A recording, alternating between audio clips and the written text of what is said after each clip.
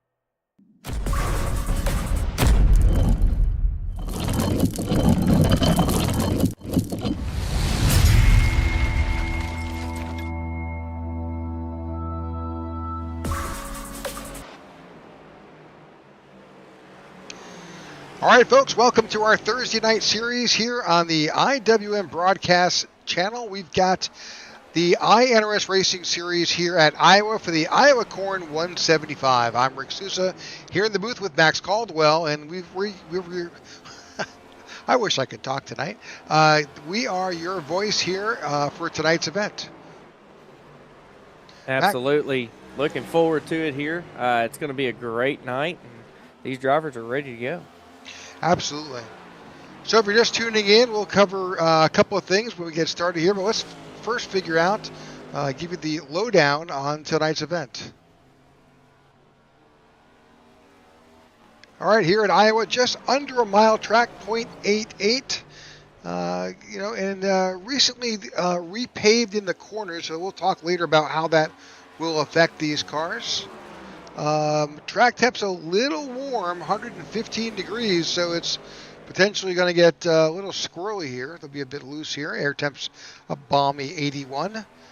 Fuel limit is 75 with 6 sets of tires. Stage brake at lap 58. But Max, why don't you kind of take us through the keys to be successful here tonight? Absolutely. So first and foremost, here at this track, even though it is a somewhat considered a short track, it reminds me a lot of a Richmond. We still talk about fuel mileage. And these next-gen cars, it is real easy to save 3, 4, maybe even 5 laps of fuel depending on how you drive it and if you decide to clutch or not. And depending on the stage brake and everything, the laps that are left after that, fuel mileage could definitely matter here tonight to see who wins or not. Also, qualifying well, you want to make sure that you get a good front row start with the gripped up corners, the pavement in those corners. It's going to be really tough to find people that are just losing grip or sliding up, so you're really going to want to have that track position to hold on to. And then finally, saving the tires. Tires will matter here tonight, especially with these transitions from the gripped up corners to the old pavement coming out of the corners, especially out of turn 4. You can find the back end real light, real quick, hitting those bumps, as you kind of see there in practice, someone doing exactly that. So burning that right rear up and getting those tires sliding and getting hot may cause a whole lot of issues for these drivers moving forward. So definitely going to be an interesting race here tonight, Rick, and guys are going to have to watch a lot of things while also watching their competitors. Yeah, I think we talked about it. We weren't sure that it would be much about tire wear as much it would be getting the heat in the tires on a 115-degree track. That will certainly affect the performance out here. Oh, absolutely. The heat in the tires is not your friend more times than not.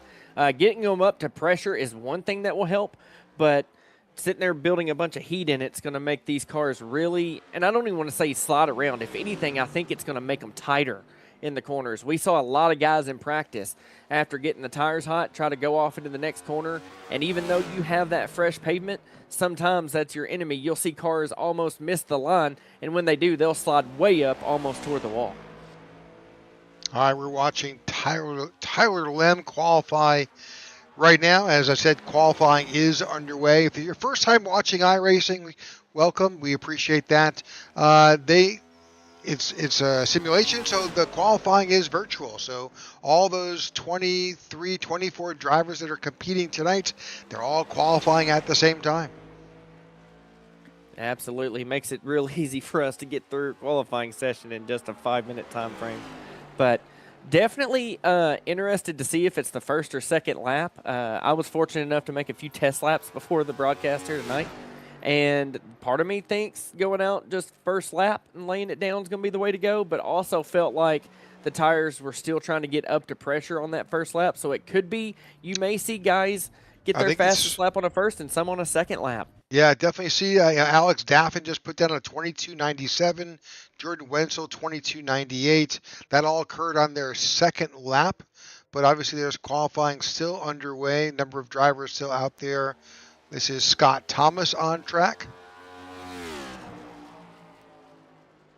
finishing up his qualifying, looking for Kai Collmore. He's finishing up his. So again, it's a short track. Laps happen pretty quick, about 22 to 24 seconds.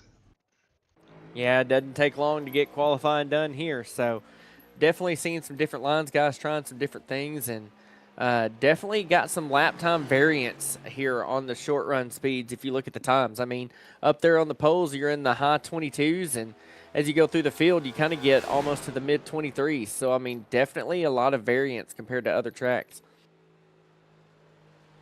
All right, Corey Bunch on track now, getting his time in.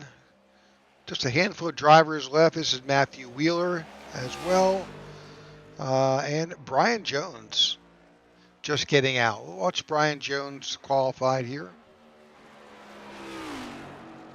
Absolutely going to get up there next to the fence, really get as much momentum as possible to get that maximum drive off the corner to give him as much straightaway speed. You can even get the RPMs to kind of clip here. Not really worth shifting to fifth, but you can definitely get it to hit the rev limiter there going into one. So definitely going to see what he's got in it. And that car almost dancing around a little bit on corner entry. Yeah, a lot of this old pavement is very, very rough surface.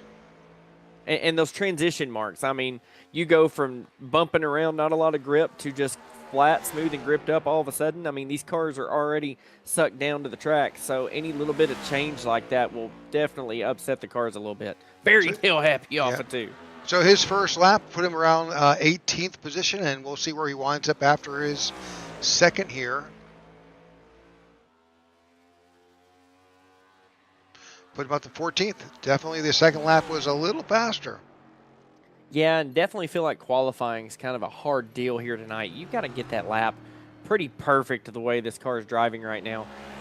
So could be different for others. One thing I really felt was the car was extremely bound up and felt very tight. So you're watching a lot of guys roll that bottom. That second groove may not come in for a little while yet. So definitely going to be something we watch tonight, but most people are going to be running the bottom. So everybody's handling okay probably by themselves, but you get to about 5th and 10th in traffic on this start, and we're going to see if guys really get a bad aero push in these cars. So Matt Wheeler looks like he is the last driver to finish up his qualifying with just about 30 seconds left. Yeah, some guys like to hold out to the end to see if track conditions will change, to see if maybe the wind will blow a little different, maybe a cloud come over the track to cool it off just a little, any type of advantage they can get. Sometimes it helps, sometimes it hurts. We'll see what it does here for Matthew Wheeler. Yeah, I don't think he's going to get this second lap in. There's just 4 seconds left. And he's going to make it all the way around, start finish line, and the answer is no. He was not able to get his second lap in, but that's all right. That's just how things work. Also, how things work here is that right now there is a 5-minute drivers meeting that happens now, which gives us a chance to talk about a lot of things, and most importantly, just where we are in the current point standings here in the iNRS Racing Series.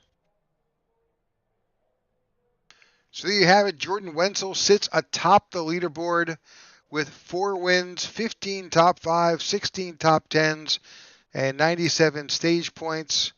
He is right there right behind him. You've got Lucas Gortman right there, just 24 points behind. Real battle with these two, but also, for the longest time, Eric LeBombard was on top of the leaderboard. But believe it or not, this is a simulation. He had computer problems. And he was out for a month and was not able to participate. Let's add that stat back in. There we go. So you see on the number of starts at the far right, where these guys at the top, Wenzel with 21 starts, Cortman 22 starts. Well, LeBombard is right there. He's only been out there 17 times. So he has definitely missed a few races. He's behind legitimately 5 races down from Lucas Gortman, but he's within 150 points still at this point. So we'll see what he can do with the 5 races so left in the season. Absolutely, but you look at those stats there, I mean, they don't lie.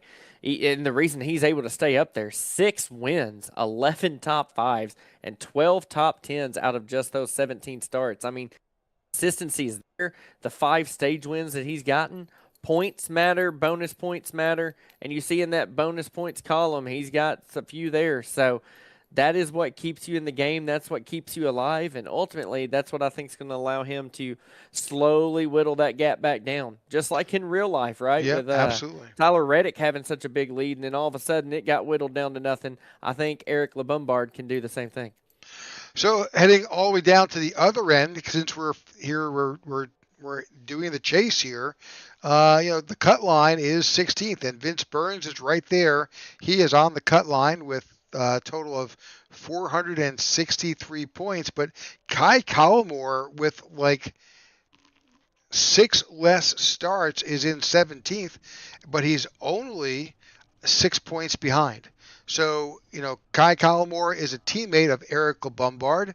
Those guys work a lot. They practice together, and so we expect potentially to get really shaken up there at the bottom. And just going up that line, Jeff Ramsdell, he's at 15th. He's only 10 points ahead of Vince Burns, and Austin Walton 2 points. So the bottom 12 could really shake up over the next few races.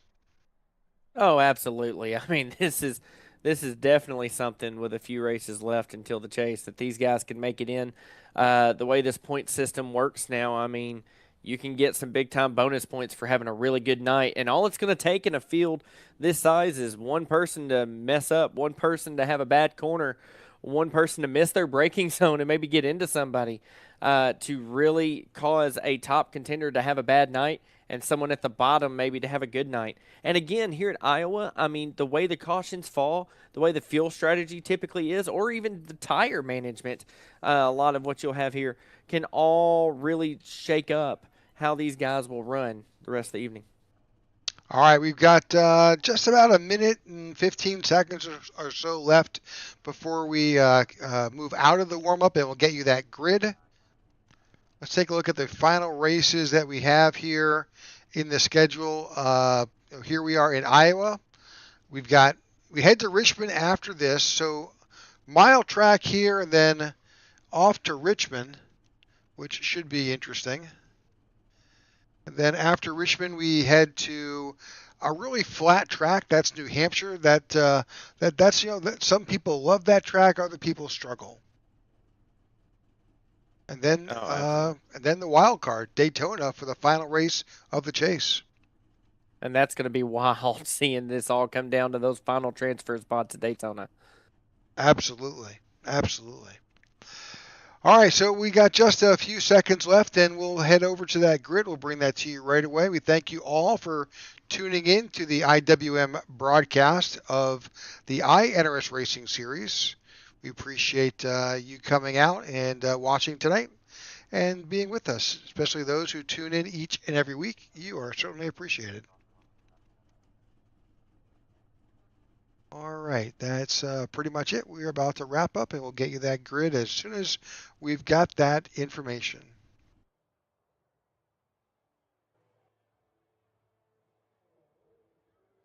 All right, meeting has wrapped up, and drivers are headed to their cars, strapping in.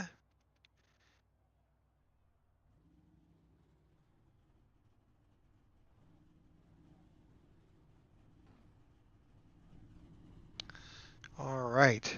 All right, I think we've got it. Let's go ahead and bring up that grid. Go ahead and start us off, Max. All right, starting on the pole, Alex Daffin. Alongside him, Jordan Wenzel there in the 81. Billy Smith there starting in third position with Jake Mossow in fourth. Talked about him earlier in the broadcast. Eric LeBombard there in P5 and Dakota Reeder there in P6. Starting in row 4, Eric Jeffers alongside Edward Shearer. Rounding out your top 10 here in P9 is Joe Torres, and in P10, Keenan Shoddy. You got it. All right. How about that? You did great. In row 6, you've got Josh Douglas. To the outside of him, Grady Gherkin. In row 7, we got Corey Ennis and Lucas Gordman. Row 8, you've got Brian Jones and Garrett Walden. In row 9, Kai Collimore and Tyler Lem. And in row 10, you've got Jeff Ramdell and Joe Musso. Rounding out the final bit of the grid here, Scott Thomas in 21st, Matthew Wheeler there in 22nd, Tony Japs in 23rd, and 24th belongs to Corey Bunch. And finally, in the last position, P25, Austin Walton here.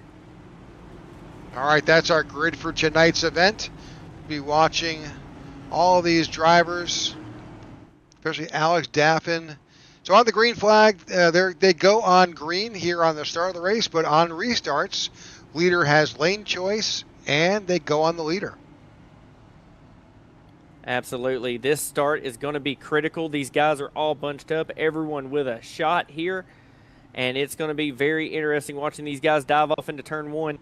Turn 1 saw a lot of guys in practice. If they didn't hit the line just right, they really shot up the hill if they didn't get the braking correct with the different pavements. So definitely going to watch to see how turn 1 shakes out here, but it's going to be interesting nonetheless. Yeah, this is really a short track in my opinion, but it's wide in spots on the backstretch, so there is some bailout. It's not like you're jammed together like a Martinsville, but there's a lot of action that can happen here. Absolutely, and that action's about to start as this pace car makes a hard left turn onto pit road, and we're about to get green tonight. All right, green flag flies here at Iowa for the start of the Iowa Corn 175. Side by side is Alex Daffin and Jordan Wenzel. Absolutely. Notice I'm fighting for the bottom. Already see one car shooting up the hill just a little in turn 1. They got a little bit different restarts in the back, but still side by side out turn 2. That outside, giving their own big door slam going into 3 there. Leaders are still side by side here between Daffin and Wenzel, trying to figure out, a little bit of contact there between Daffin and Wenzel. Yeah, and there continues to be contact as they go into turn 1. The 84 really not having a good corner entry, but going to try to recover here out of turn 2. Still side by side drafting so much as he tries to make a big run into 3. Yeah, the 81 almost had him there, but slips back a little bit. 84 is under, still holds that spot, and these guys are still battling door to door. No one's given up. Cars trying to get single file behind. I think the 81 might prevail here off of turn 2. The outside really coming in a lot quicker than I thought, probably because of how tight these cars are, really just forcing that driver on the bottom to lift a little bit more than they'd like to right now. All right, Jordan Wenzel picks up the fastest lap right now of the race with a 23:03 and puts himself out in front. Almost running qualifying laps here. Yep, already, looking farther back, though, just behind these leaders, it's still bunched up 2 and 3 wide. Absolutely fighting for positions, dealing with that dirty air we talked about earlier. Wrecking. Oh, and there's contact. Yellow flies here with contact with a number of drivers here.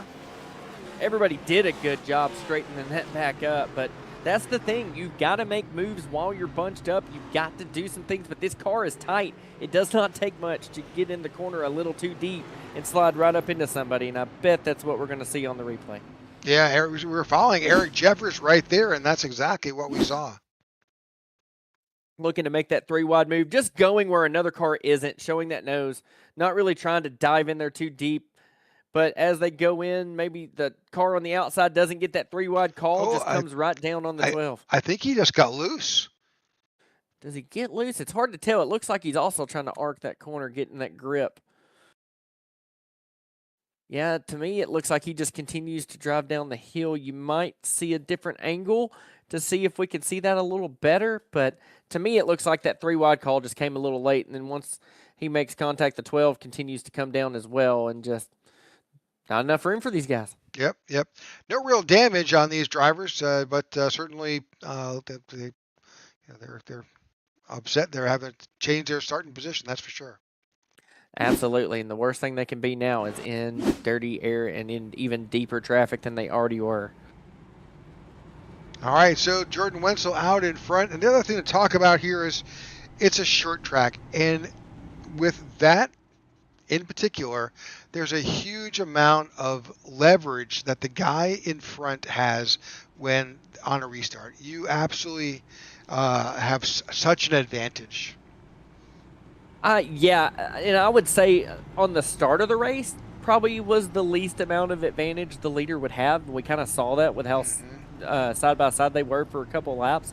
But on these restarts, when you're the leader and you have control, you can control how hard you get in the throttle when you step on it. The other guy's going to react and hit the throttle a little bit harder on that older, bumpier pavement, probably cause a little more tire spin for him. The leader's really going to have a chance to build a gap quickly before turn 1. And now is the part of the race where you're really going to have to work hard or hope the leader runs too hard. And track position, especially here lately at almost any track in this next gen, has been king. And I mean, I've seen some crazy strategies in some other next gen leagues that people do just to get their car in clean air. So the 84 there of Daffin's really got a lot of work cut out for him on this restart. But if he can time it right and he can stay side by side somehow, he's going to definitely have a chance to get this lead back. All right, taking a quick peek early here as to where our championship top 5 are living. Well, there's Jordan Wenzel. He's out in front. You got Lucas Cortman in second. He is all the way in the back, P15. Not in the back, but about mid-pack. And then you've got Eric LeBombard. He is currently sitting in 5th.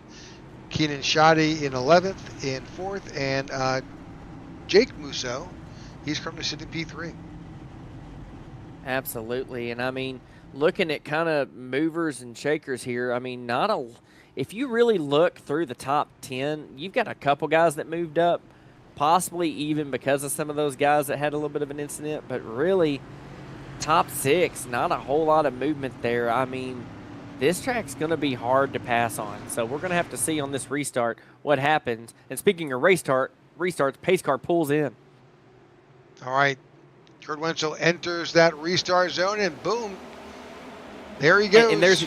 And there's exactly what I talked about. He had control of the throttle. The 84 went to react, and I watched him spin just a little bit. And you see how big of an advantage it gives Wenzel there going into turn 1. Looking just behind, see the 58 of Eric LeBombard there, that purple and black 40 XLI car in the middle there. He's in front of the 85 of Dakota Reeder and the 3 of Joe Torres. Absolutely, a battle there 12 didn't really lose all that much track position with that earlier wreck. But he's right there in the mix trying to work his way up through the top 10. But top 5, top 6 really starting to string out and get single file rather quick. Yeah, they're 3 wide right there in the middle. 27 was there, the 45 and the 46 battling 3 wide. They choose a little less dangerous approach here, but they're still 2 wide here in the back, racing hard. Absolutely. And you're going to see a lot of these guys probably now try to string out single file pretty quick. That outside, as great as it is for making a move, it's not really the fast lane. So you can pinch a car and get a run on them that way, but for all-out speed and trying to build a gap, that's not the lane you want to be in, and you're going to start seeing that. I think the older these tires get, I think you're really going to see the outside may come in a little more just because of how tight these cars are going to get, but it's just not the fast lane, I guess you would say. So passing lane, but not. Notice the leaders are all hugging that yellow line down in the corners. Absolutely. All right, so right now we've got 13 laps in the books. These tires are still functioning like new with that caution that did come out. So I'm thinking around lap 25 or so, these drivers are going to begin to experience a little bit. Well, it's just under a mile track. There's a little bit of math in here, but maybe that's closer to 35 laps here where the grip begins to go away a bit. We'll see. Hopefully we'll see some fall off. Yeah, and you're going to start seeing guys probably rather quick. They're going to feel the tightness of that car continue to build. As they catch somebody in front of them, that aero tight's really going to make a difference. Even though this is a short track, aero is a big deal here. I mean, these cars are getting 160 miles an hour before they go off into these corners. So you're still carrying quite a bit of speed. So definitely something we're going to see. These guys moving around. Starting to see it now, a little bit of side-by-side in the top 6. Had some guys trying some different lanes just to get clean air. On board with the 27 of Corianis. Yep, just trying to go where they're not, right? Just trying to see where he's going. He sees that car go up top. He's trying to get that left front to go kind of middle in between those guys. Just anywhere he can get any bit of clean air on that nose for some downforce, he's going to do. But notice the 58 cannot complete that pass right now because it's just being pinched down a little bit. He's going to try to clear, and he does barely. He got very lucky. Corianis gave him the room. So the drivers are regularly shifting out of 5th gear. They're through the corners in 4th. A little bit of about halfway down the back stretch and front stretch to upshift to 5 and then quickly drop back down. In fact, right there, he stayed in 4th gear all the way around. And honestly, as these tires wear, you may see shifting not be as big a deal. As the cars start to slow down with the tire wear, they may not have the RPMs to go up and hit 5th gear. They may want to keep it wound up in 4th. But definitely the back stretchers, not enough room, not enough straightaway to really do that. The front stretch, like we said in qualifying, there is kind of just enough. And you can make that 5th gear work, but that quick shift to shift right back down sometimes will upset the rear tires on that car. So they got to be very, very precise in their shift points in this car and where they do it.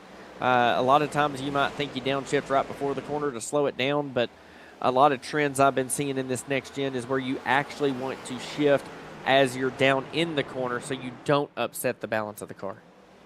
All right, big battle for second right now with Alex Staffen. He's got some pressure with the 25 of Jake Musso. Thought he had it for a while. And then Joe Torres is there as well in the 3. Those guys are battling for that second position. Absolutely, and I've been watching that 3 car. He's the first one that was in that top 6 to really start trying to make moves and start moving different lines, and he's slowly and methodically working his way up through these guys. And I find it also very interesting that one of our top talents in the league, Mr. LeBombard, I about got tongue-tied there for a second. Mr. LeBombard is falling back a little bit. I don't know if that's strategic to save those tires like we talked about, or if that is just one of those deals where the car is just tight and just everybody's maybe going a little bit harder than he'd like to right now. But well, that's one of the challenges that any driver on iRacing and, well, for that matter, on Sunday as well, is saving your stuff. You know, being able to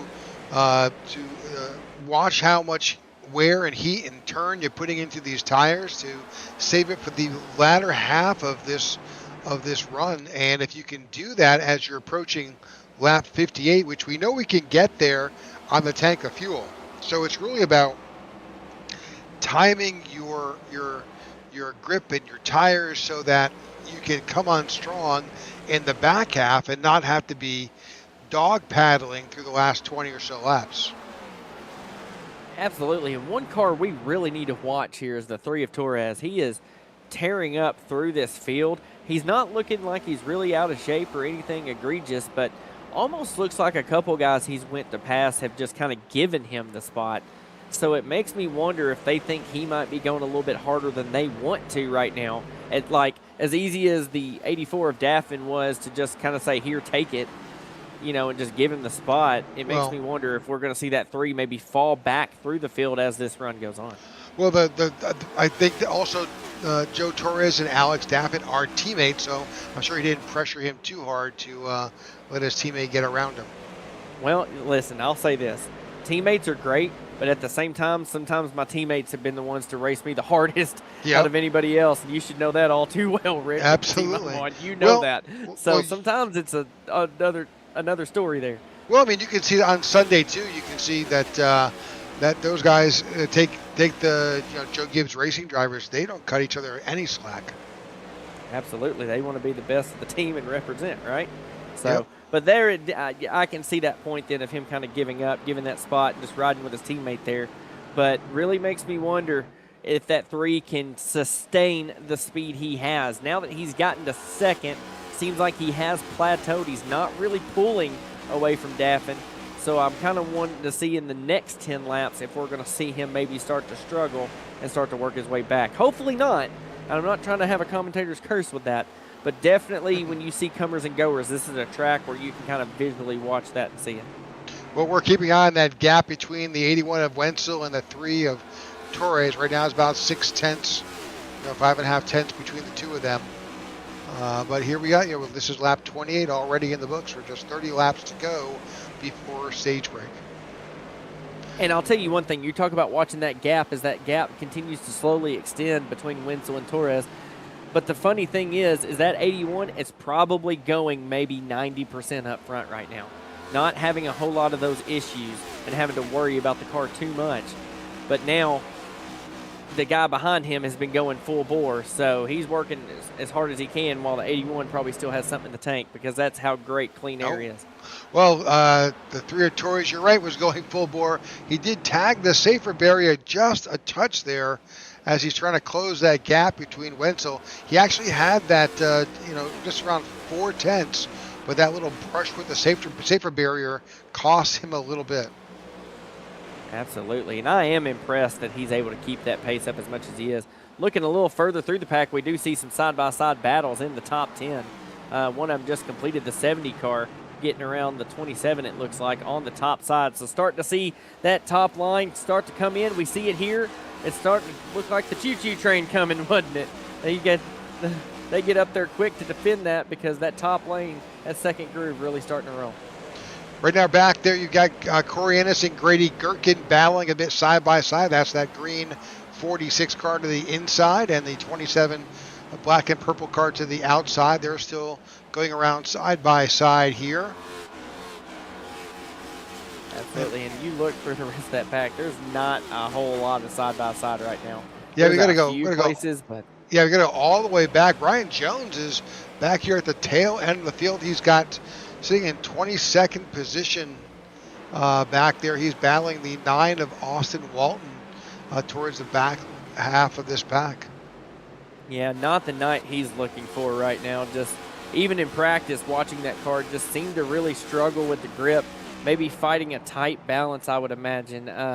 I came into this night really thinking these cars were going to be a bit slidey with the rear end, but it's kind of been the opposite. The front's really bound up. You got to really woe this car up just to get it down on the bottom, and if you gas it up a little too hard, I mean, you're going to be in the fence. All right, the Wenzel and Torres have begun to gap a little bit by a second over third place Alex Daffin, who is right there. He's got Jake Musso on his tail, and behind them, Eric Jeffers. He was in that earlier incident. He's recovered well. He's now sitting up in 5th, up 2 spots. And Eric Lombard's right there, almost back to where his qualifying position was. Absolutely, and he almost got challenged by that Red Bull machine on the outside. That lane, that 70 car has found a groove there, Smith has, and he is trying to make it work, but everybody else is getting confirmation. They're getting either a friend of theirs telling them or they're just seeing it in the mirror how that's working, and they're all going up there to try to take that same line. So it's getting very interesting watching some of these moves here about 5th on back. On board with Eric Lombard here in the 58, sitting right now in 5th place. He's not had a comfortable night like he's kind of used to getting to control these races. He's definitely in the thick of things. You look up in that mirror and you see these guys side by side behind them. And sometimes you see them side by side like that, you think, man, am I really holding these guys up that bad? But definitely battling that car. You see that wheel moving across the bumps, and really watch him on corner exits here to see if the car is nice and secured or if he's kind of dancing with it just a little bit.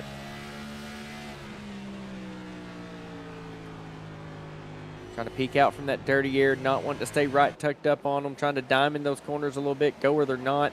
It's just so hard in this next gen as of late to make quality passes with the aero, is the dirty air affecting these cars more than I think I've ever experienced on iRacing. The other thing to consider is this is a relatively short track at just 0.88 of a mile, and your braking zone, or the points at which you let off of the gas to low your car down heading into those corners, it's going to be slightly different than the guy in front of you. So you've got to really keep your eye on that bumper of that guy in front, because that's going to impact not only getting in but also getting out of these corners. Absolutely. And there's big move. Oh, almost contact there, but Lombard trying to really squeeze it down low there, trying to fit in that gap. Didn't quite get there, but then I almost thought we were going to have a spin there. He tried to send it pretty hard, but the 70 all over his bumper now taking that second lane to see if he can just get to the quarter panel. Yeah, 25 of Jake Musso's right there. And look at this. We talk about the 3. Could he sustain that speed?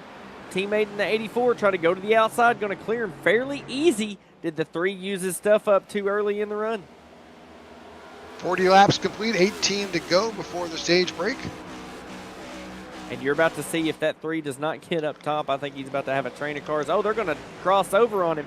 They're going to go top. They're going to go bottom. They're going to find any groove they can to get around him right now. I think his stuff may be starting to get used up a little bit. Big move by the 58. Try to get to the inside of the 25. 25 shut him down, but he's still trying to get around. He's got his hands full with Jake Musso there, trying to figure out a way to get around that 25, and Jake's not having it. Oh, there's the contact. I've been waiting on it. He's been showing the nose a few times. He finally got in there and said, you're going to move out of the way. And that's the thing with short track racing too, Rick, is you've got so many cars that you got patience and you can try, but with these stages and how precious these points are, he showed the nose a few times, got blocked. He said, you do it again, I'm going to move. He did it again. He moved the car out of the way. Short track racing. It's a perfect soundbite. All right, Eric Lombard now finds himself in P3 with Jordan Wenzel, Alex Daffin, 1 and 2, as we are working our way just 15 laps from our stage break. And I find that interesting that the 81 does not have a bigger gap. It makes me wonder, did he maybe go a little hard to try to build a gap early on?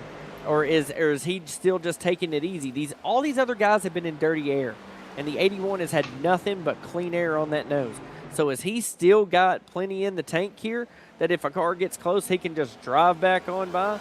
But as much as I want to think that, I mean, this 84 of Daffin is catching Wenzel lap after lap. So, and don't look now, but we talked about Lombard earlier having the struggles and thought he was really falling in that dirty air and struggling.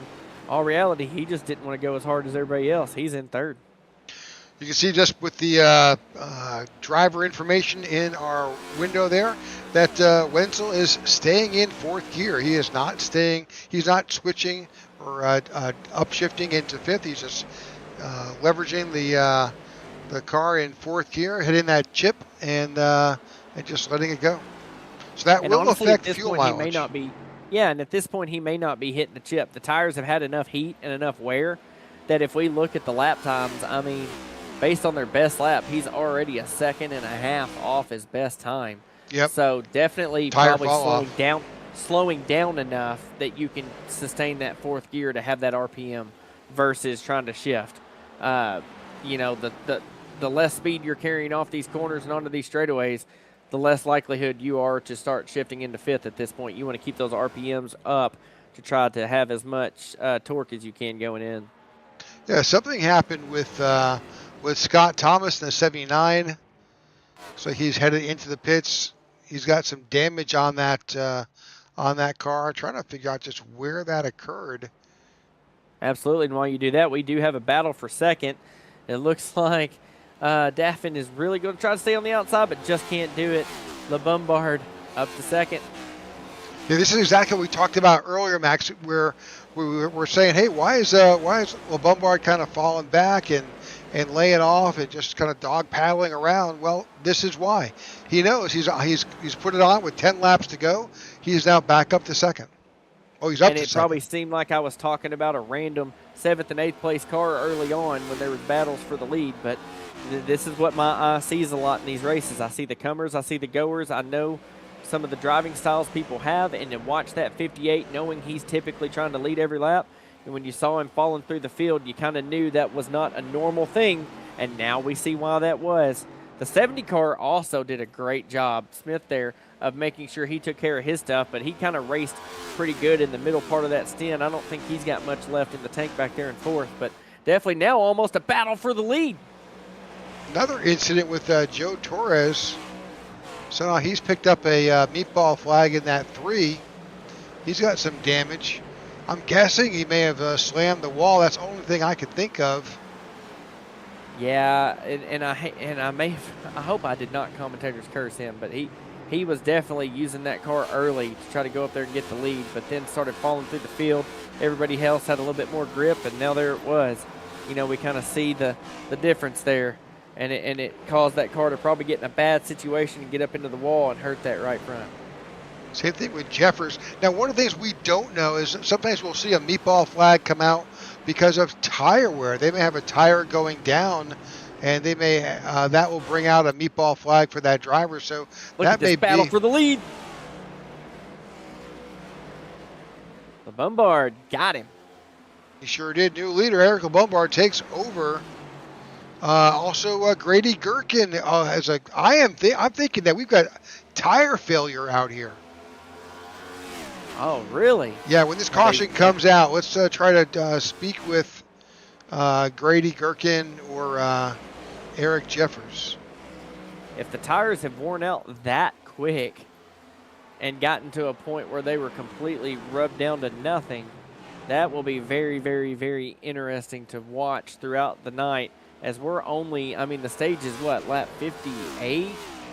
Somewhere in there, and I mean, this is a 175 lap event, so, and we haven't really seen but just one natural caution all night, so this race tends to string out and get green. People are really going to have to watch that. Tyler Lem also meatball flags. I got meatballs for Lem, Ramsdell, Austin Walton, Eric Jeffers, all coming in the pits. I think they've got tire failure. Wow. And we talked about it. I said at the top, this car felt really, really bound up. Tony Japs, really, tire really failure. Yeah. And we still got a few more laps to go here. Yeah, 3 laps to go before the stage ends. A lot of these drivers are trying to stay out here. And some of these cars kind of look like they're going incredibly slow out here. Maybe they're just trying to milk at these 2 laps before they have tire failure. See that number, at least 3, 6, 7 drivers, 8 drivers. Now Jake Musso is has a tire that's out. He's lost a tire. This is incredible, Rick. What a crazy turn of events. And these guys going laps down under green pitting. This is going to shake this field up, and it's going to shake the strategies up a little bit. And some guys right here trying on their fresher tires to see if they can get their lap back before the stage ends. But I don't think they're going to be able to. The 12 car is going to try everything he can, but it's not going to be enough. Josh Douglas also having the same problem. So, all right, caution flies here for our stage break. And we have seen a rash of what we think are tire failure. Let's try to see if we can get a hold of somebody. Try to grab Josh Douglas, Garrett Walden at it as well. Just crazy.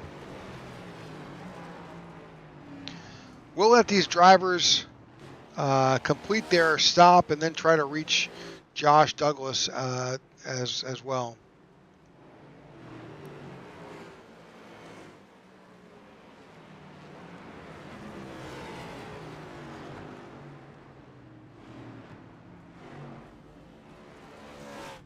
So based on what we just saw, that's lap 60, 58 there.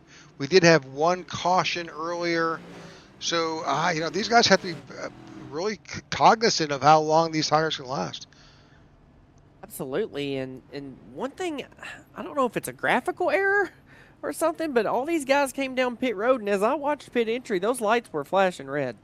So, and it seemed awful quick of barely catching the pace car before they turned onto pit road. Obviously, if everybody come down, it must have been open, but definitely very interesting with the lights on pit road to show closed. Will the 21 finishes stop.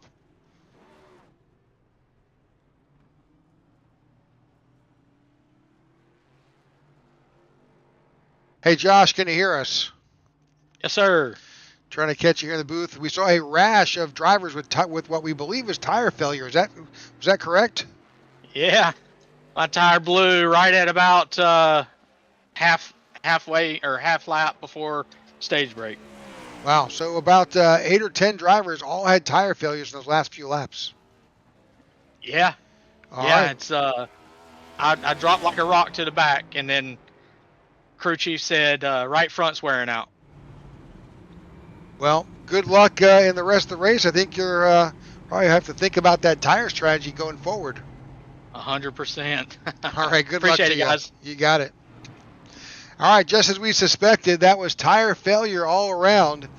So less than about 55 or 52 laps, we began to see it. If we take out the caution factor, really about 45 laps, these drivers have got to be paying attention to their tires. Absolutely, and I mean, if you look at some of these guys, they're talking about what their tires were at when. You got Billy Smith saying his right front was 27%. Alec Daffin, 11% wear left, and then Eric LeBombard had 20 on the right front. So even guys that were quote unquote taking care of it still barely had any tread left. And you look at the way this race shakes out, we're probably looking.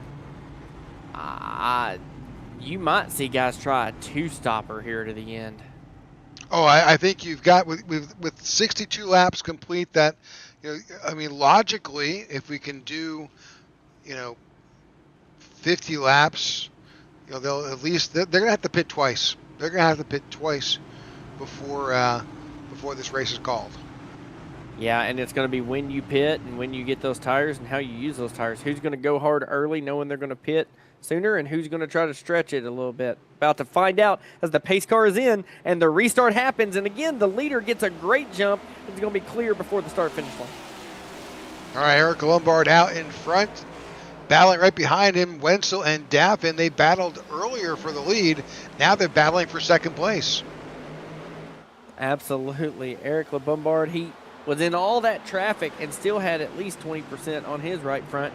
How much can he keep on it with clean air on the nose as they are stacking up behind them here? Yeah, 2 and 3 wide. They're stacking up. Some are wanting to go, some are wanting to save. And, I mean, you're seeing it here. The different strategies are combining. And the last thing I would want to be is 3 wide middle here right now. Well, unfortunately, there's a number of drivers who are willing to take that risk here early on. The tires are great. They're fresh. You can do that, but you're giving away a little bit of what we just talked about. If you're running hard at the beginning, you're going to be worrisome somewhere about lap 45. Absolutely, and I'm telling you, I think, Rick, we're going to see a mixed bag of strategy. I think you're going to see guys fall straight to the back and really take care of that right front, because I think they're going to try to make one stop. And then I think you're going to have another bunch that say, I'm going to go hard, I'm going to make as much speed as possible, and when this thing feels bad, I'm just going to throw a set on, and they're going to do a two-stopper and go for straight-up speed, and we're going to see a two-stop versus one-stop race here. I mean, looking at the fuel mileage, looking at the laps, looking at how the stage shook out, some guys were able to make the stage. It makes me think they can make it and still have plenty of speed and do a one-stopper just fine. As we see a battle for the lead now, Daffin looking like he wants to take that lead and get that clean air early. Alex Daffin takes back the lead, moving Eric LeBombard into second place with Jordan Wenzel right there, who's got his hands full right behind him. He's got I think that's Ed Shearer that's up underneath. And really surprised that LeBombard is really pulling over and letting these guys go like he did earlier. Figured he would want to at least attempt to keep some of that clean air after about 10 laps to see if he could just hold that lead. But obviously, we know that 81 did that early in the race, led a lot of laps, but it didn't matter for him as he started falling through the field. So LeBombard getting under attack again, and I'm telling you, watch some of these guys. You look at someone like LeBombard versus these other guys really taking it easy, letting guys pass him fairly simply. I think you're looking at a one-stopper there versus some of these guys that are taking off saying, I'm going to do too. Yeah, if they can get, right now we've got 70 laps complete. If we just say ballpark, you get the next stop with 50 laps. That puts you at 125. If you think about it, you could make it all the way at that point. Absolutely. If you take care of your stuff. Absolutely. So if you stretch the fuel mileage, and you got to remember, our fuel mileage numbers are based on guys going at a typical speed. It does not involve people using the clutch, rolling out of that throttle, really letting the car coast in these corners, right? Which also in these races can take care of tires. So I was not kidding when I said if you're clutching a little bit in this run, you could easily add an extra 5 laps to that number. Yeah, So, again, it may not be about fuel. It may be about what we saw in that last run to the stage. Tire wear is a major issue. can we jump on board with LeBombard and see exactly what he's doing here? 'Cause Oh, he's yeah, dropping absolutely. like a rock, and I think this would be great to see the telemetry on his car.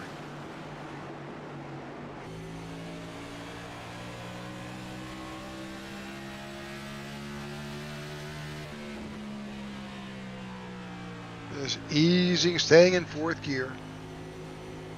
And look how long he's waiting. You see how long he waited to roll back in that throttle? Gets out a little early. Saving some fuel. Look at these guys kind of dropping the parachute in front of him too. There's a whole mixed bag of strategy going on right now. Yeah, I think Cat he and mouse. Wenzel Who are doing wants the to same save thing. and who Yeah. wants to go? Yeah, the 81 right in front of him, now to the outside, is doing the exact same thing. Absolutely. If not, maybe even using the clutch as slow as he was going. We can And jump seeing how on board quick he with dropped. Yeah. Wenzel. We're on board with Jordan Wenzel. Let's watch that tack and see if it absolutely drops quick. No, seems to still be using the throttle to modulate that, but it wouldn't surprise me to see some guys clutch for at least a couple of laps of extra fuel here, unless they just know that if they back that pace off just a little bit, that they'll save maybe a lap or two. So Now, I'm thinking definitely it's cat and mouse and something to watch. our math says he could probably go 70 laps on the tank of fuel, but from what we just saw, about 55 laps max on the tires. So now this whole race has become about tires. Yes, but if you take care of those, and the 3 making a big move there on the 81. I saw that in the rear view. Look at that. Just he had shoved it in there. Yep, yeah. Well, I think that the 58, the 81. I mean, look at the gap. We've been focusing on these guys, but the 88 of Ed Shearer, he's out in front with about a full second over Brian Jones. The whole front row is basically just completely changed up. Ed Shearer out in front, Brian Jones in second, Alex Daffin in third, LeBombard in fourth, Joe Torres, Kai Collimore now And let's put this in perspective for the people watching at home. The guys that are up front right now, do you remember where that 4 car was at not too long before the stage ends? Was running what, like 18th, 20th, just kind of having a struggling night. Now he's magically in second place. Comers and goers, who are going to go hard early and who is going to save. And right now, in my opinion, these guys that are up front, they're trying to build a gap. They're trying to go extremely hard. And the minute that car starts to feel unsteady or not good, they're going to split this run into 2 equal pit stops, and they're going to try to put freshies on and just lap time. While those guys are out there saving on 30, 40 lap tires, those guys are going to be hammering it out on freshies. And they're going to try to use pace instead of saving to try to make that lap up and make it count. All right, we are approaching the halfway point here. One casualty already. Corey Bunch has retired tonight. Unfortunate for him, but definitely turned into a strategy race here tonight. We talked about fuel as the keys to the race. We talked about tires as the keys to the race. We just didn't mention that there could be a mixed bag of strategy on a 2 versus 1 stop. We didn't even think about that when we came into the night. All right, Ed Shearer out in front, leading here in the 88. He's got just about a 1 second gap over second place Brian Jones, and then you get to Daffin and Torres and Lombard. These guys are 2, 3, 4, 5 seconds behind as we are clearly trying to protect our stuff.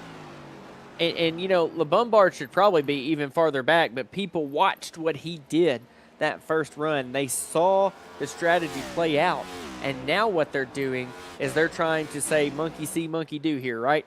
They see what the guy that won the stage did. They want to mimic that so they can make their stuff last as well. But all that's doing is helping LeBombard have better track position when he's ready to start going. So I'm not going to speculate on whose race I think it is right now, but if I'm a betting man, 2-stop versus 1, I think I would be the driver playing the 1-stop strategy. I don't like pitting any more than I have to. A lot of action just behind Kai Collmore there. See Jordan Wenzel, Matt Wheeler battling, and then to the inside, Billy Smith and Keenan Shoddy. See the 45 of Keenan Shoddy there. To the inside, the 70 of Billy Smith on the outside as they try to work their way up through the field. That's a battle for 7th and 8th. Austin Walton on pit road. 2 drivers who are 1 lap down. That's Eric Jeffers and Garrett Walden. Right now, if the yellow were to come out, Eric Jeffers is the lucky dog candidate. Absolutely. And in this wad of cars here, kind of an interesting mixed bag. I don't think for tires I would really want to be up there ripping that second lane too much right now. But, Eric Shoddy, one you have not talked about a whole lot here tonight. Kind of just quietly been around with all the different things going on. But having a quiet top 10 night right now, maybe just saving his stuff. You can tell he's really being protective of that bottom lane. And to be honest, I would say that bottom lane is probably where your tire save is at. Anybody up there in that second lane is already experiencing the right front getting warm. It's being really tight. It's probably wearing pretty good. And they're trying to go for that wider entry, the wider drive. And he's really just thinking, protect my stuff. So be watching that 45. He's dropping a little bit right now, but it wouldn't surprise me to see in a few laps that turn around and him start making his way back toward that top 10. Yeah, Keenan Shoddy right now sitting in 12th. Looking at the leader lap versus his lap, he's about a second, it's about a half a second off delta between himself and the leader. But again, Ed Shearer out in front. He's got clean air, no one in front. Looking at our track map in the upper right-hand corner, he won't see the 9 for a while there. That is Austin Walton, who's back there 1 lap down. And though these guys went hard really early, notice the times have kind of stabilized already. I think the goal was to build like a nice 8-10 second gap to really try to make the most of going hard early. But they've only got about a 5.5 second gap over 5th. And those we know 5th on back are really taking care of their stuff and trying to milk that. So very interesting to see that even though they went hard, they didn't pull away by much. But we almost saw that in the first run too, right? We kind of saw the 81 gap a little bit, then he kind of stabilized, and then he slowly started falling back. So as we get deeper and deeper in this run and we get close to that lap 100 mark, I think that's when we're going to see who is going to pit for tires and make it two-stop and who is going to try to go the one-stop. We're about to start seeing that shake out here in the next few laps. Yeah, currently 91 laps complete, and your current leader, Ed Shearer, we've had 2 cautions, 1 a stage caution for a total of 7 laps and 4 lead changes. Absolutely. So we're probably, maybe 30-something laps into this second run, Rick? So once we get to about the 45, 50 lap mark is when we're really going to see some shakers. I think around the 40 lap mark.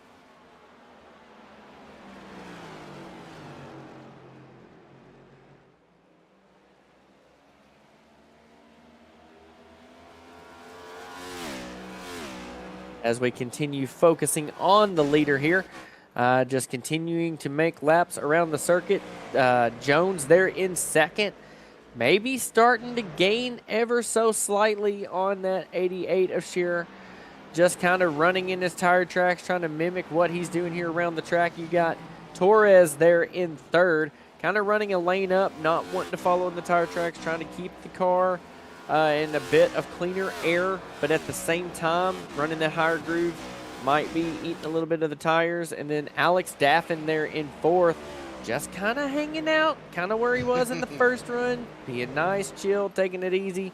And then, of course, Eric Lombard, who has had the tire strategy, it seems, all night long, but really curious. I think Alex Daffin went hard a little bit early in the run, caught on to what LeBombard was doing, and I think he changed course of action pretty quick. So definitely going to watch this 84 to see if he can one-up the 58 of the LeBombard. And if I'm him and he tries to come back and pass, I'm just going to make life really tough on him and put him in all kinds of dirty air to start wearing those tires outside.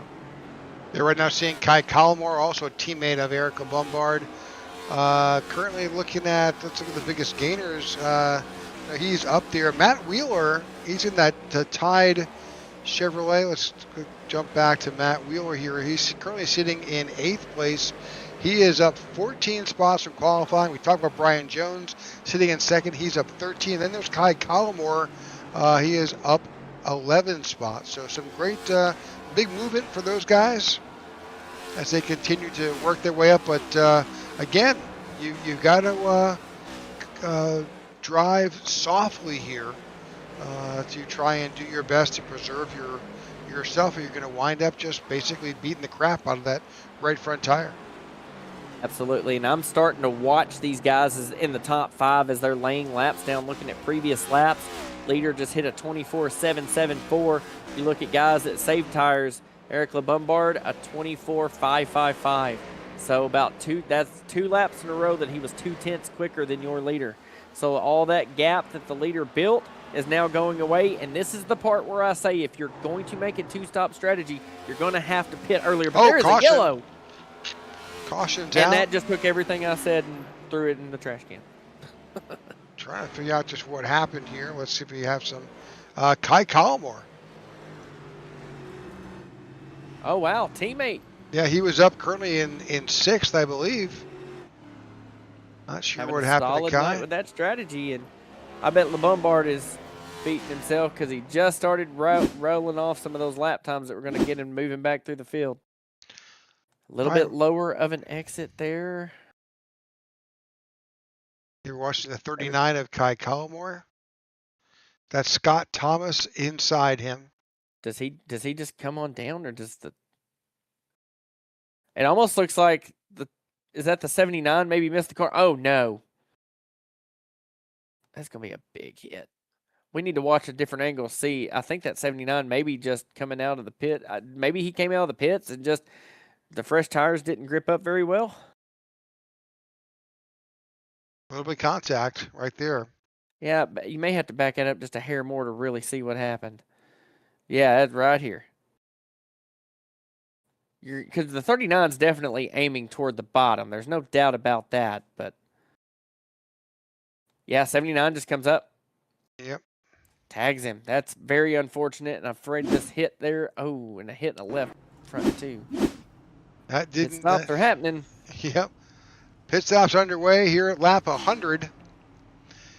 Everybody is taking fresh tires. Imagine that. You know, I would have never guessed. But with 75 laps left, they're all going to have to come in one more time. Yep, it takes a lot of that. Everybody's on that two-stopping now. So everybody got the first stop number 1 in. So I tell you who this benefits. The guys that were up front that decided to go hard and go fast, this was their saving grace. Because they did not build the gap that they really needed to make the two-stop work well. They did not pit early enough to make the two-stop work well. And, gambling on a caution like that was pretty risky, but it looks like they got it. And so now that's really going to shake up how this front runs. Because if everybody starts going hard, I think you're going to have a hard time working your way through people. Eric LeBombard made his passes when everybody had already worn their stuff out. But if everybody's on equal stuff, we're not going to see that near as much. Well, but we'll see one more tire wear example here with 75 laps to go, 74 laps to go. That will they'll have one more opportunity to kind of figure out what their race winning strategy is. Absolutely. So now I think you see a shift in how these drivers race. I don't think anybody's really going to hold off too much now, knowing there's one more stop. The only thing I could think of that some might do is you may have someone like a LeBombard who's already been taking it easy at the start continue that strategy for the simple fact of, hey, I may just go and get these guys on older tires and try to get freshies a little bit later and try to run them back down when I want to go hard the whole run. But then again, sometimes that can backfire pretty quick if you're, 6-7 tenths a lap off on the older stuff. So part of me thinks you're about to see everybody just go at a very similar pace and everybody go kind of hard, and then we'll really see what passing is like here tonight, if it's truly possible or not. Because I think a lot of the passing we've seen is comers and goers. Absolutely. All right, third caution of the night here for a little bit of contact with the 79 and the 39. But this restart is on the 88 of Ed Shearer. He is in charge. He elected to take the inside line. And the outside did not go. Missed a shift or something. Really backed up that top lane, and that has caused a big stack up. And LeBombard not happy about it, kind of knocking the 4 around. Gets in the quarter panel. Going to drive into him and wreck him. 4 goes around, and caution flies again. That 4 has got some damage. Brian Jones in the back. I don't think Brian Jones is going to be too happy with how that all played out. A number of drivers, unfortunately, caught up in that. Kai Collmore, Jordan Wenzel, Eric Jeffers involved. I don't know how iNSR's league rules are, but, man, based on what I just watched there, I don't know how that wouldn't be some sort of penalty there, because that was pretty self-explanatory when we go back and watch that. Yep. Eric Jeffers, he basically hung it up. He's done. So the 12 car is out, retired. Let's take a quick And that's replay. unfortunate. That car had glimpses of speed here tonight. Let's try to get a different angle here. Yeah, and you really may want to watch this right from before the restart to see what happens with the 4 as he just doesn't get going. It looks to me like he just doesn't get the shift right. So, yeah, you're definitely going to want to see a different angle here.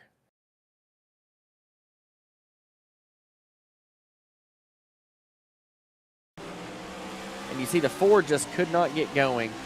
58 just kind of there. And you're going to see one tap. Okay, I'm upset.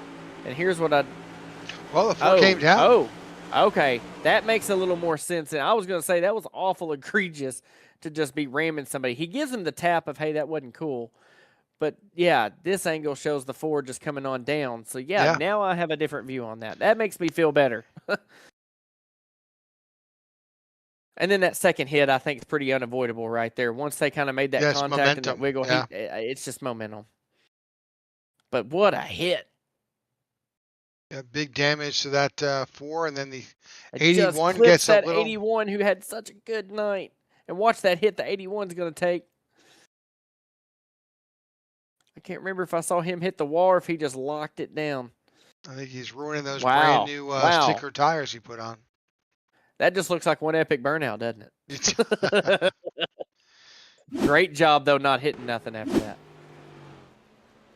Well, that makes me feel better, Rick, because I've never seen LeBombard be that kind of driver. And I was, from the angle we had before, it just looked like a straight up dump. Like, I'm mad about that restart, you're done. But now I kind of feel better knowing that the Ford just kind of got out of sorts there. It's a tough night for him, though. He was having a rough night, got the track position, and worked his way up.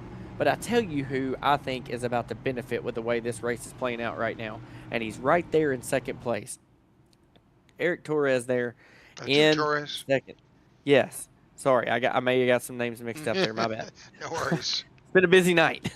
It That has. 3 car, though, has had a lot of short run speed. Has had a lot of pace until it falls off the cliff. But he was able to sustain that short run speed for about, what, 25, 30 laps? Mm-hmm. Yep. And the way this race is playing out, we have how many laps left to go? Just around, around 60-ish? around 68 laps, 64, yeah, somewhere. Sounds to me like if he can get to about the halfway point of this run, get his freshies, and go back out and hammer down, he might have the speed to win this thing. But that 84 is not out of it yet. They're in third, and obviously LeBombard there in fifth. He's definitely got speed in that car. We just haven't seen the short run side of that yet. So plenty of things to watch here as we come into turn 3 and see this pace car get ready to pull off for yet another restart. And watch that outside lane. We've saw it all night long. Cannot get the grip going. We called that right before the race starts, and we're probably going to see that throughout the night. Joe Torres leading that outside line, gets a pretty good restart, but No!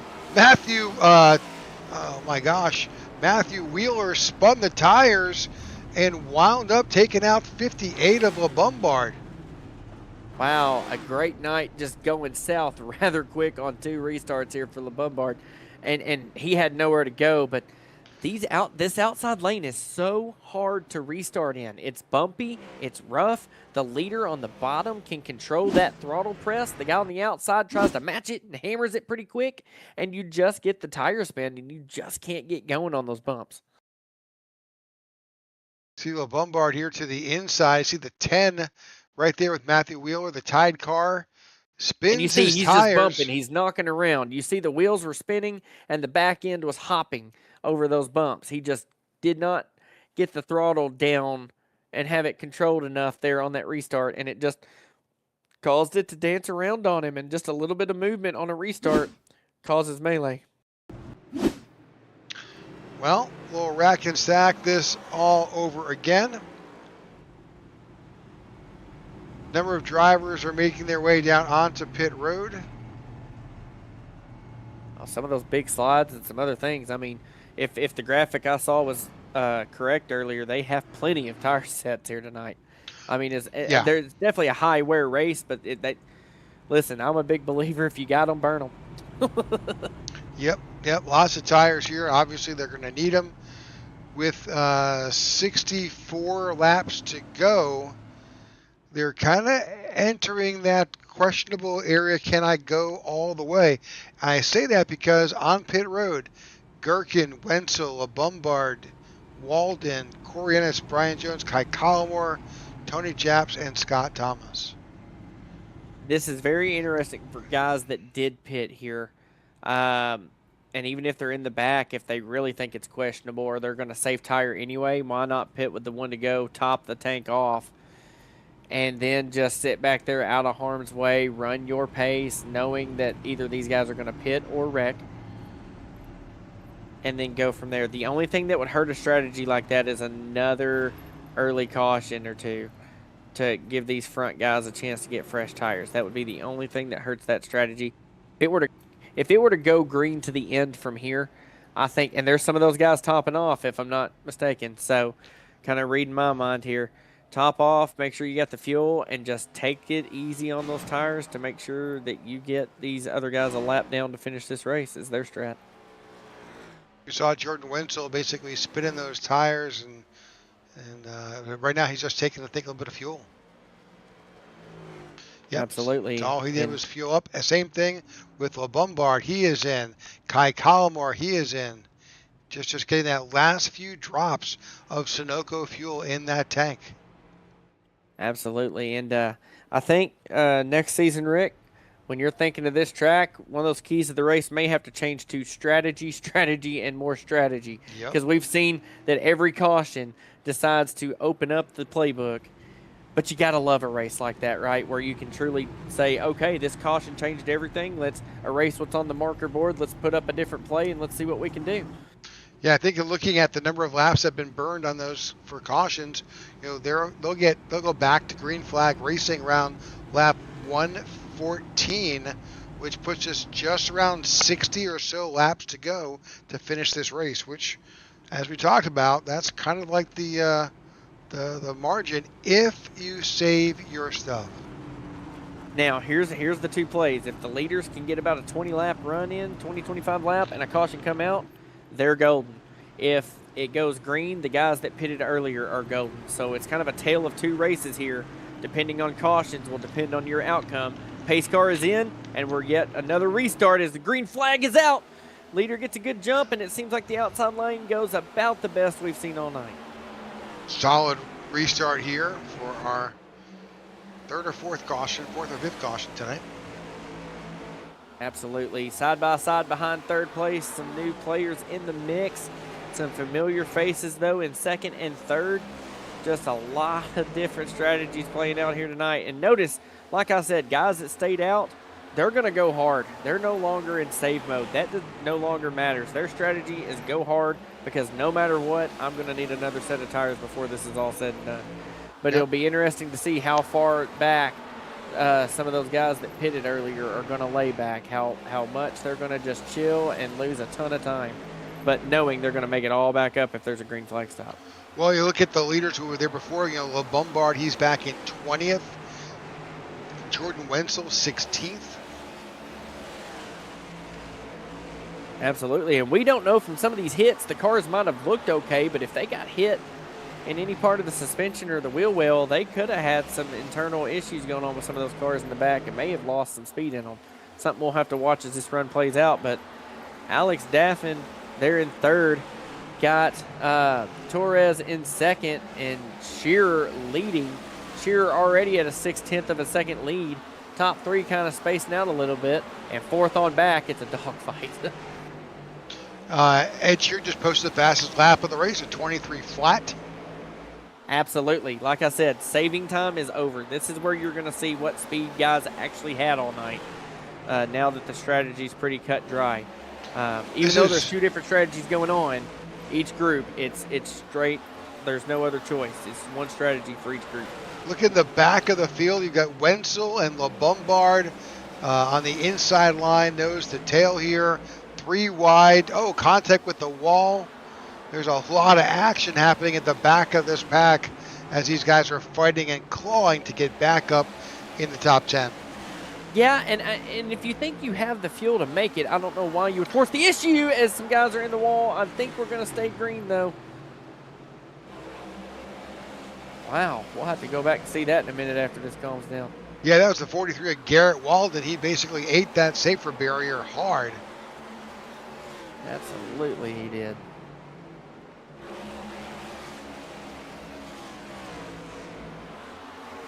Wenzel now up to 14th so far. LeBombard up to 12th.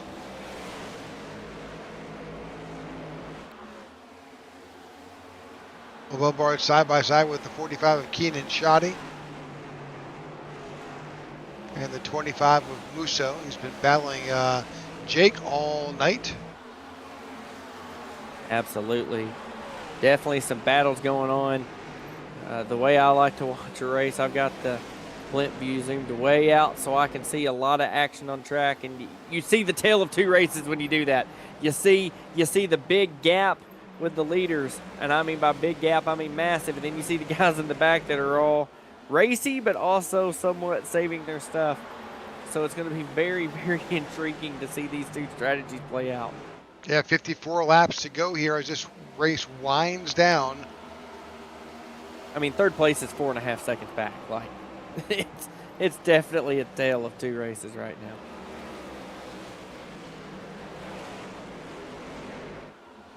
On board with our leader. Let's jump on board with Ed Shearer. You ain't gonna see no save. You watch the RPMs we were watching earlier where they were really lifting out, really rolling. Look at it now. It's not rolling down all that much, and it's getting right back in the gas and hammered out of the corner. So definitely just putting her to the floor and seeing what you can get out of it.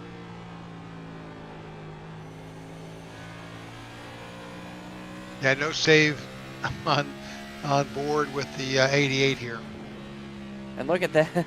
Look at that position chart over there. Just steadily, methodically working his way up, taking advantage of some yellows to get more track position. And once he got the lead, he's held on to it.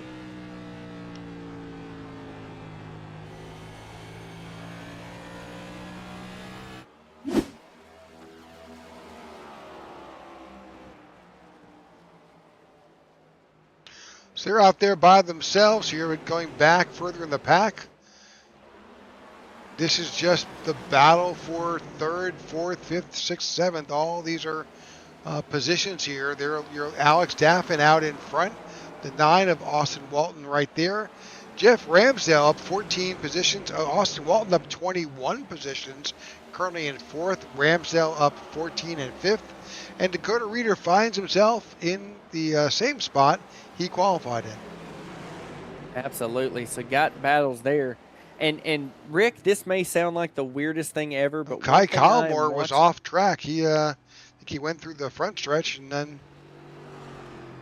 got it back together. That's what I was just about to go back to him and want to look at that car to see if it had damage, because he was dead last on the field and was kind of just looked like he was, in my opinion, being the one car to just chill and save his stuff. But we got to remember he did have an incident earlier, so we don't know what damage might be on that car.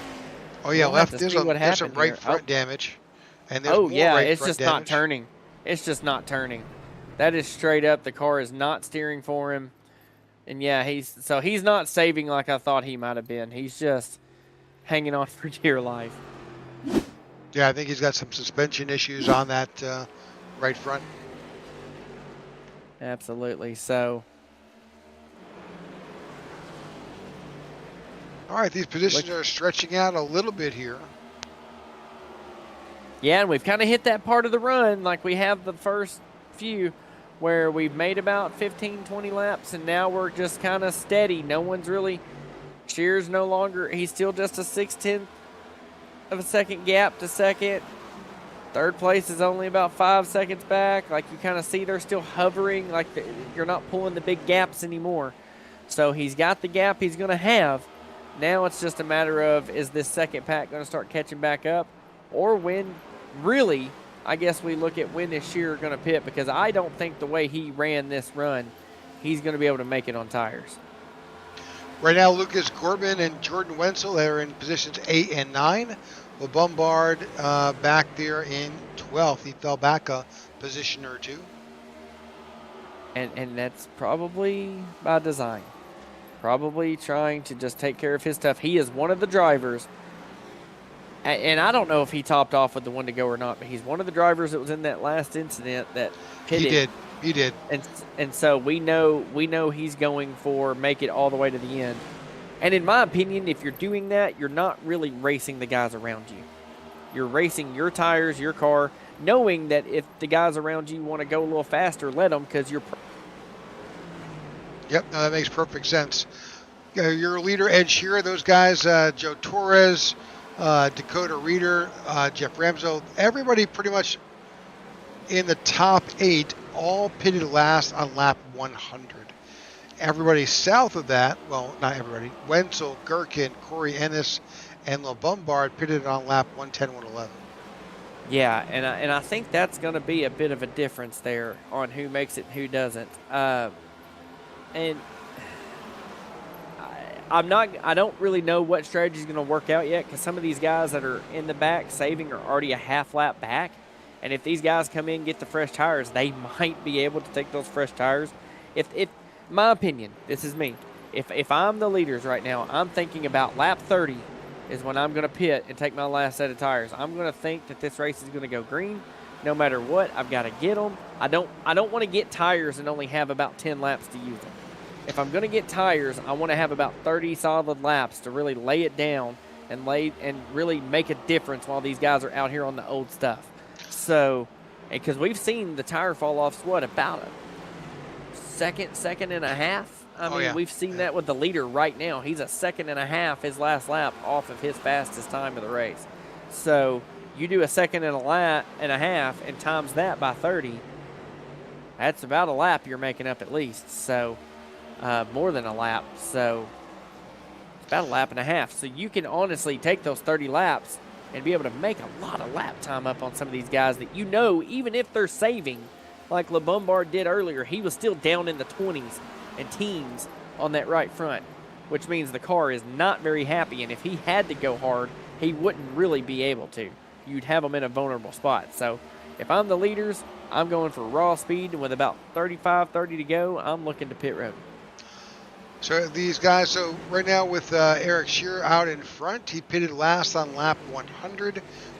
This is lap 138, so 38 laps on this set of tires. Again, what we were cautioning about earlier, based on the first stage run, we're somewhere around lap 50 we saw tires begin to blow. So we're going to see potentially some drivers coming in the next 11 laps. And some of these guys we probably think are going to try to make it to the end, we may see still blow a tire yet. I mean, you saw guys that thought they were taking care of their stuff, and when you get 8 to 10 cars having that black flag tire issue, that's no mistake. So definitely going to be interesting to watch as we into the closing laps of this one. So my understanding is that when you've got a tire that's going down, you'll get a meatball flag on your display. We see it here in the booth, and that's basically telling you you've got an equipment failure, and you've got basically 2 or 3 laps to get in there and get that rectified, or iRacing is going to take over. And the thing with iRacing too is you will get one warning at the 50% mark that your right front's showing some wear, and after that, you don't really. It might give you one more warning, generally saying your stuff's wearing out, but more times than not, you're not going to hear anything else. Couple of drivers short pitting. Joe Torres now in the 3 is in the pits. I saw Shearer on the radio, and I don't know if that was him saying he's going to pit or not. Oh, yeah, sounds like it. Yep, your leader is in the pits. He lap 34, 33 to go. He's making me feel so smart right now. Like I said, the tale of two strategies. You're either going to pit around now to maximize these fresh tires and really get the good out of them, or you're going to milk this car all the way to the end and hope you don't blow the right front. Yeah, for the same reason you illustrated earlier, if you just do it with 10 laps to go, you're going to put yourself a lap down. There's no way you can make that up with just 10 laps. Yeah, and I mean, you're going to definitely be fast and not have to worry about the tires at all and set 10 qualifying laps. That's fine. But at what point, if you're only making up 10 seconds of time, why not make up 30 seconds of time if you can? So definitely something to look at. All right, 144 laps complete, just 31 to go. Beginning to see a few drivers decide from a pit and tire strategy to go in and get that work done. You just saw your leader for the last few laps, Ed Shearer, decide that was a strategy he was on. He pitted on lap 142. Now Dakota Reeder takes over the lead, and here we go. We expect to see him probably come in at some point. Absolutely, and just kind of looking through the field to try to see where Shearer ended up. There he is, 19th. He's the first car one lap down, so I don't think it's going to take him very long to get his lap back. And then it's just go time on these lap times.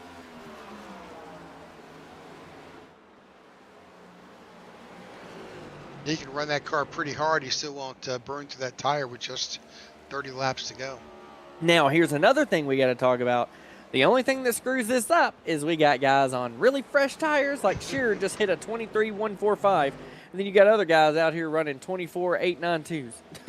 So the fact that you could have somebody run into someone and cause a wreck, if you ain't got your lap back or your track position, you could ultimately be screwed here. So, Yeah. again, it's a tale of two races. Yeah, we're definitely seeing a blend of drivers here. Guys are just dog paddling it around to just stay out of trouble. You see Dakota Reeder there. He's definitely got on older tires. He pitted last on lap 100. He's at the 48 lap mark, so he's concerned about that right front. He's probably been given a warning or two and said, hey, be careful. So. And Shearer and Torres are now back on the lead lap. That is massive if a yellow comes out.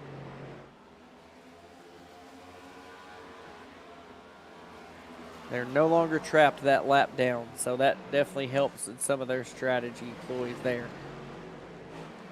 Looking further on back, battle with Jordan Wenzel and Lucas Corbin.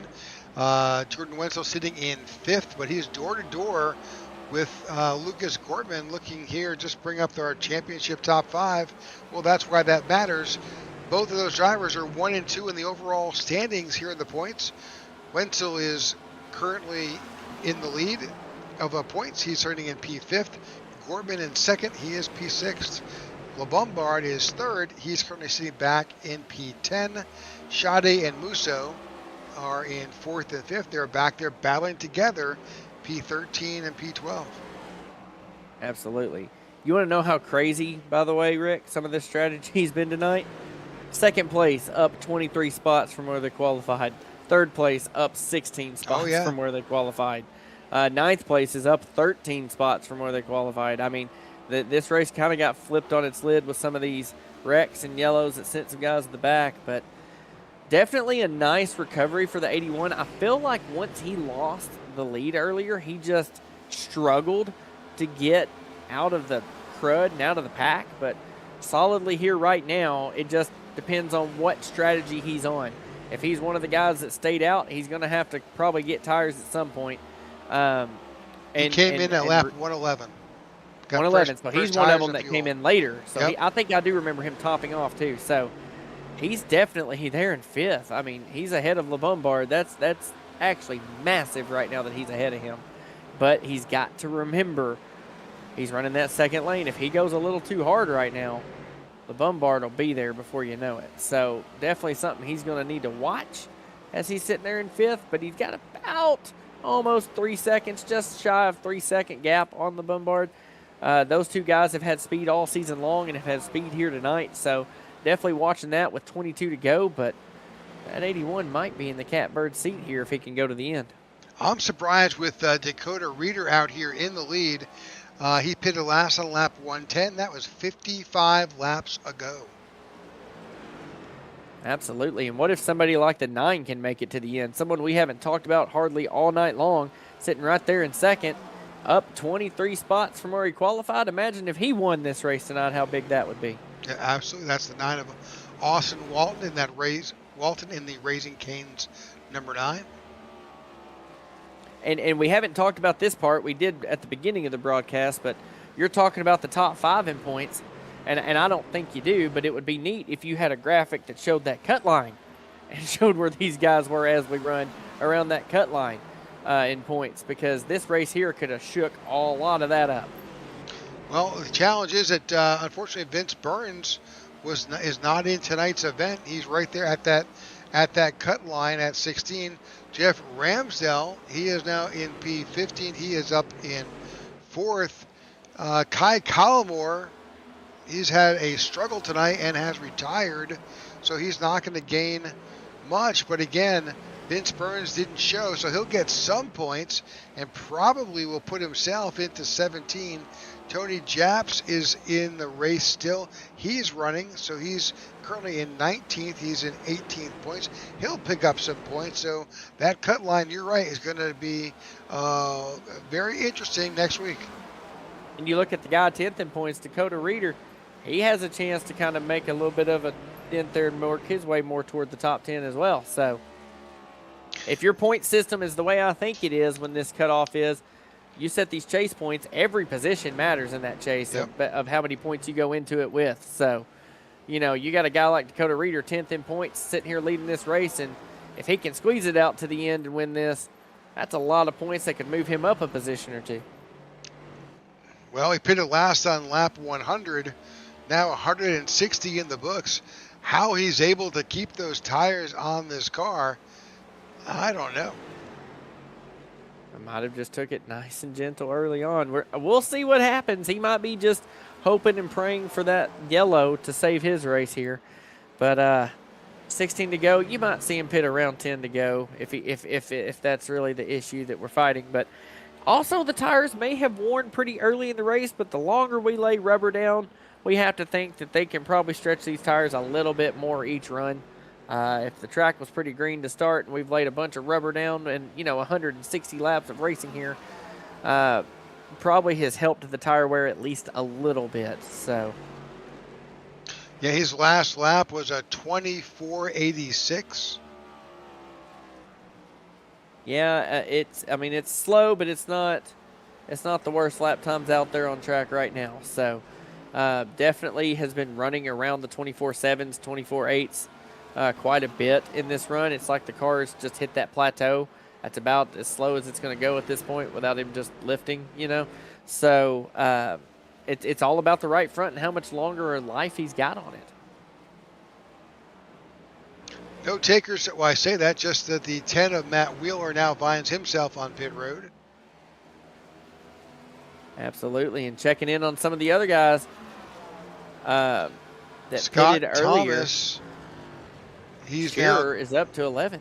Yep. Tires just failed on the 79. He finds himself on pit road. And this is what you might start seeing. And this is where Shearer's strategy could really come into play. If you start getting a bunch of guys getting meatball flags that maybe didn't expect it, thought they took care of it, but turns out they didn't, this could shake everything up. Because Shearer will not only be having to go as hard as he can, but other guys are going to start seeing these black flags and back their pace off even more. So Shearer's not out of this yet. He's definitely, look at this, he's only about 8 seconds off of the leader, and he is rapidly still gaining time. He might have had a great strategy here. Yeah, he and Joe Torres on the cars on the lead lap are the only cars who went in around lap 142, 141. Everybody else, as we talked about, they're out here. Let's bring up Ed Shearer and look at a comparison here. Last lap and leader.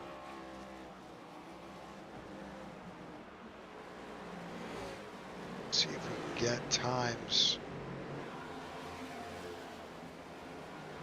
So right now he is about almost 0.6, 0.5, half a second better in lap times as your leader. Yeah, and he's only about close to 6.5 seconds back now. So he's definitely, I don't think he's got enough time to get the leader, but if a couple of those guys start getting black flags or start having to pit, I mean, excuse me, the gap to third place won't be so bad. 8 laps to go. Dakota Reeder, Alex Daffin, and Jordan Wenzel. That's your top three. Wenzel has climbed back heroically back up to the top, and LeBombard now finds himself in fourth. Absolutely. He says it's now go time, but just 8 to go. Again, they don't have enough to gain on Reeder, but they definitely know that he's probably got a pit here, or at least they're expecting that. So very interesting. Contact. Battles for the win. Oh, yep, that's not going to be good on the tires.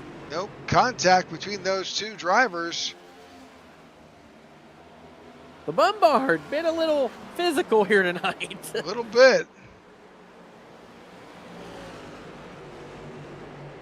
He tries to chase down highlight reel going. With 6 laps to go. He's trying to track down Alex Daffin, who now takes over the lead from the not 85. Just yet. He's not got it yet. Still side by side there. I don't think the 85 can do that much longer with the tires he's ridden on. But both of these drivers came in. Lucas Gorman now blew a tire. He's back in 16th. Absolutely. Shearer up to 9th. Only 5 seconds back with 5 to go. Alex Alex Daffin takes over the lead again. He pitted last lap 100, so he's on old tires. Reeder's on old tires. But I mean, you realize we could get to 2 laps and 1 lap to go here and start getting some. and a caution! yellow. Caution comes out. No idea why. Caution flies. No clue. I almost told you how crazy this race would be if we had a yellow come out late, and I bit my tongue, and it's like the race read my mind. So Yep. now everything is flipped here, and you're about to see some insane physical driving out of these drivers. And the 85 of Raider was worried about him. P2, we talked about him in points, what this could do. Now he can come get a fresh set of tires on and see what he can do with it. Yeah, we'll see everybody on pit road. Well, I say that. I believe that. Do we see Shearer stay out? Yeah. That'd be something to watch. Yeah, but It's he'll just gonna be a find short himself. shootout. He'll find himself completely surrounded by guys on fresh tires. I think. But with only 2 laps. Everybody's coming in. Whole field is making their way down onto pit road.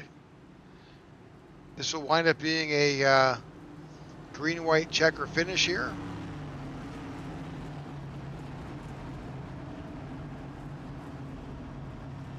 So, just trying to watch, checking some things. This leaderboard changing like crazy with pit road. Alex Daffin Maybe in I'm the just pits. seeing guys wanting to do wave rounds. I almost thought somebody was staying out that was way in the back that might have just barely been on the lead lap, but I did not. So, race off pit road is going to be massive. Maybe some take 2. Well, Bombard took 2 tires. Wenzel took 2 tires. Daffin took 4. It's going to be a Bombard-Wenzel front row on this restart. Wow, and I was just thinking, who's going to take that little bit of a risk? Not knowing what the left side where has been, but if LeBombard comes back to win this race. I know, crazy. Same thing with Wenzel. Both those guys. Let's do a reset here, Rick, because I couldn't keep up with it, and maybe that's bad of me. But we need to know who's on 2 and who the first car on 4 is. Because depending on 2 versus 4, 4 might be gripped up or 2 might make it even tighter. I don't quite know. There you go. There's your stats. Let's see here. So Alec Daffin, it doesn't really tell us what happened there. Sorry, that was a graphic area. There you go. All right, there we go. So wow, 3rd place is on 4. That is the 84. He's had a solid night all night long. If I'm him, I put so much pressure on the Bombard. It's unreal. Now, this restart is going to be massive. The outside has not been able to go all night long, and it's a little bit bumpy up there. But if I am P3, I am going to almost try to force the 58 to go when I want him to. I'm going to stay on his bumper, and I might even get in the gas quicker than I think just to see if he will jump with me. And if I can keep on his bumper and go when he goes, I have a great shot into 1 and 2 to try to get at least under him with the 4 tires, or better yet, pull one of his moves and maybe give a little shot down into the corner just to see if I can root him up out of the way with those 2 tires. All right, lights are off on the pace car as the field makes their way onto the back stretch. Number of drivers are racing their way around the 79, the 42, the 43, and the 10 to catch back up the tail of this pack. They will do that just before we enter turn 3. Also, Shearer up to 5th. Nice recovery for him with that pit strategy he had. So, expect this restart to be extremely physical, Rick. This is where the gloves come off, and it's time to go for it. The win is on the line. Pace car pulls in, and we're ready for another restart here. Back underway here in the Iowa Corn 175 green-white checker.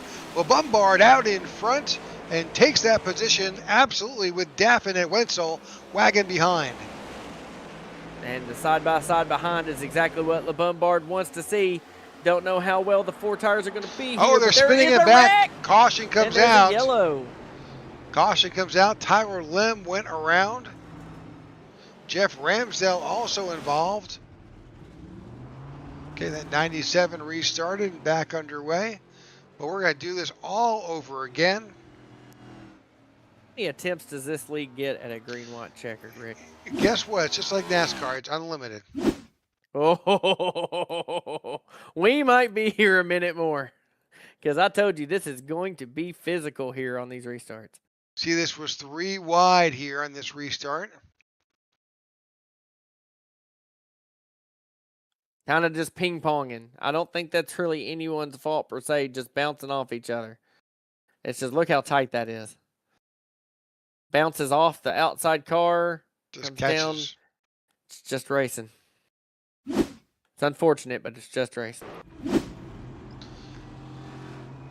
All right, looks like we've got Lem, Walden, Japs, Ramsdale, and on pit road. Those 4 drivers are making their way into the pits, take care of what happened to their car on that restart.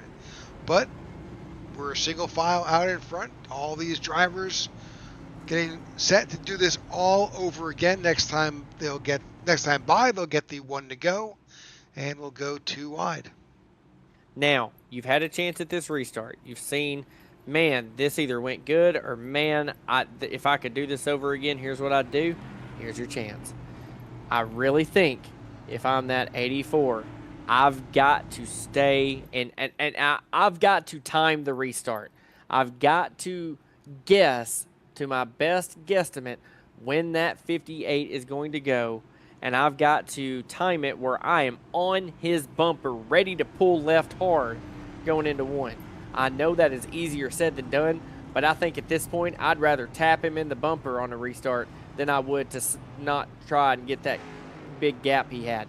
Because if you get the gap on this restart again, it takes too long to wind these cars up to get back by him. You're going to have to time that restart in 3rd. I think 2nd place is at a major disadvantage right now. But in 3rd, I think if he can grip up with those 4 tires, I think he's really got a shot to get to that quarter panel on the inside of Le Bombard and make it 3 wide. And in that instance, I think the 4 tires are going to prevail over the 2. All right, absolutely. There's just another lap ticking away here. We should get the 1 to go next time by. For the most part, we've got 21 cars on the lead lap. Scott Thomas is 2 laps down in 22nd, and 3 drivers have retired: Collymore, Jeffers, and Bunch. Yeah, unfortunate nights for those 3. Kai Collymore, trying to get into those playoffs, into the chase, had a chance and just was not the night he needed. That damage just too much to overcome. But, man, you get one big wreck up here with these front leaders, and this could technically be anybody's race. But yep, absolutely. You thought the last restart was physical? I think it only gets worse from here. And if we make it to the white and a wreck happens, there is no flag that's going to end it. We're going to race it out to the line. So something else to be aware of as well is that some crazy stuff can happen on the last lap.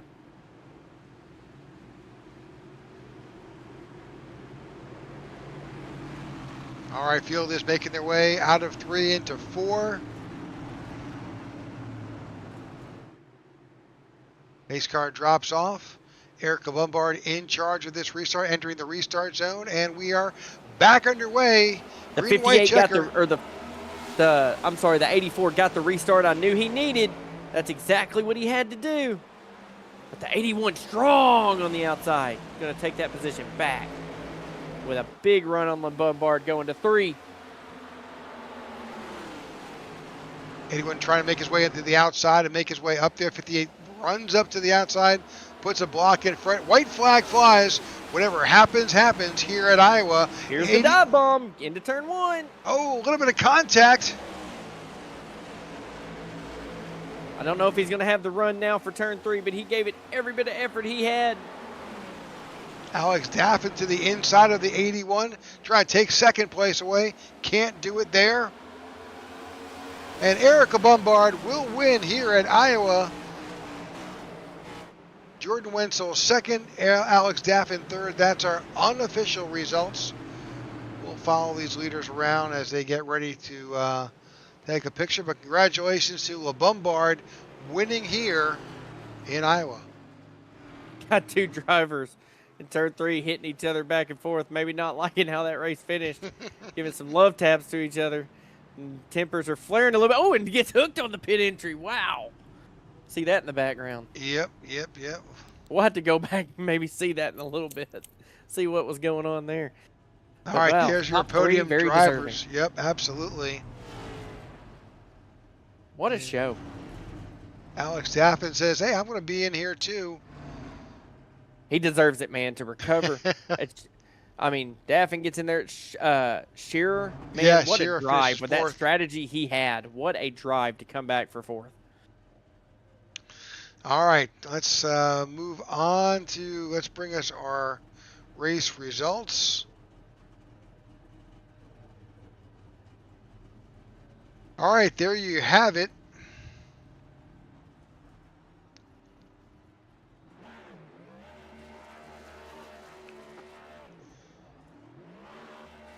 Oh, let's go back real quick. Well, let's let Eric burn down the stadium. All right, right. Well, that's odd. The results aren't exactly correct. Yeah, it's showing Shearer is third, but unless there was an incident limit hit by somebody possibly that gave a black flag, I don't know why it would have done that. But regardless, still made his way up there pretty strong. Yeah, I'm not sure exactly how this results are showing.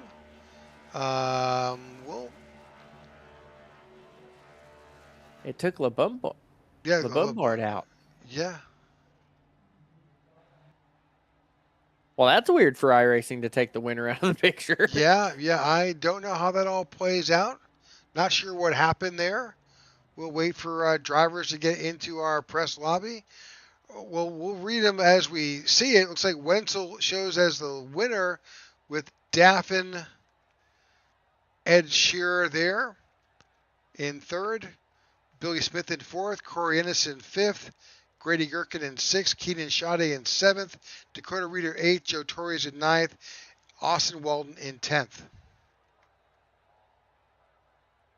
Yeah, absolutely. 11th place, Joe Mossow. 12th, Lucas Gortman.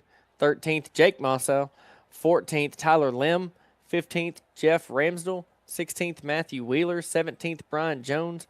18th, Garrett Walden. 19th, Tony Japs. And 20th is Josh Douglas there. It's your top 20.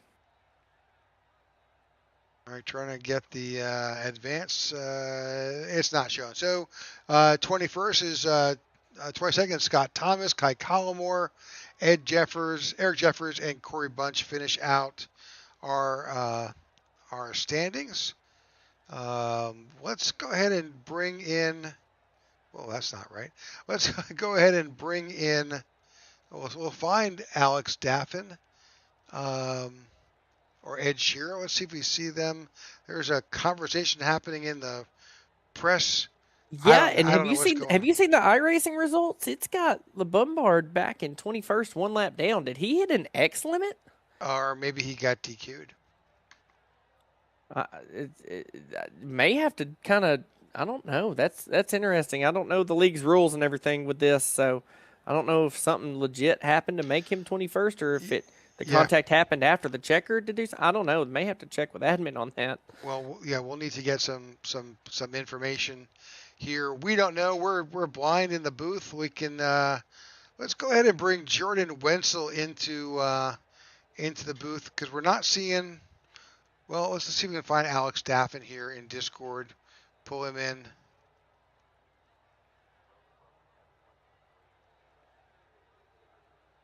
Hey, Alex, congratulations on your finish, although I'm not quite sure what position you finished in. Yeah, we either got second or third. They're talking about whether Eric's going to get the win back or not, which if they get him back to win, fine. I just hope they don't penalize me and take away my finish, but we'll see how it goes, though. Well, congratulations on your success, either second or third. It's a great finish for you. Yeah, it's been a miserable year, to say the least, but, I mean, I've had several races should have had top fives, and one thing or another has taken me out of it. But finally got tonight. I probably should have been a win if it wasn't for that caution with 4 to go. But that happened, unfortunately. And I knew I should have taken 2 tires on the last stop, and I took 4, hoping nobody else would take 2, and a couple guys did. And I mean, obviously 2 is going to be slower, but for 2 laps, you can turn better. It's not going to be a disadvantage. And that's what got me there. Oh yeah, that sucked. But hey, I mean, the year I've had, I mean, I got a pole during the stage, a bunch of laps got podium, so we'll take it nonetheless. Absolutely. I mean, yeah, you had a solid night kind of from the drop of the green flag. I mean, qualified well, was running up front, kind of taking care of your stuff. Maybe that first run fell off a little bit, but then the second run onward, it was kind of seemed like a cat and mouse game. It's like, do I want to go hard at the beginning or do I want to save tires at the beginning? And I feel like we saw your car on both ends of the spectrum throughout some of those last few restarts when we're talking like after stage 2, maybe one run you wanted to go hard and then maybe 5-6 laps into the run we see you really back it off trying to save that right front. How difficult was it to play tire management here tonight and know which side of that strategy to be on? Yeah, it was very tricky for sure. I kind of also ran NLS last year. I was kind of prepared for it. It wasn't nearly as bad, but it was pretty damn close. But yeah, the tire fall was so bad where like some guys were gonna split the run in half, even though they could easily make it on fuel. I guess, well, at the end, but then the run before, some of them were going to do a 2-stop. I was on 1-stop, so it probably looked like I burned my stuff up.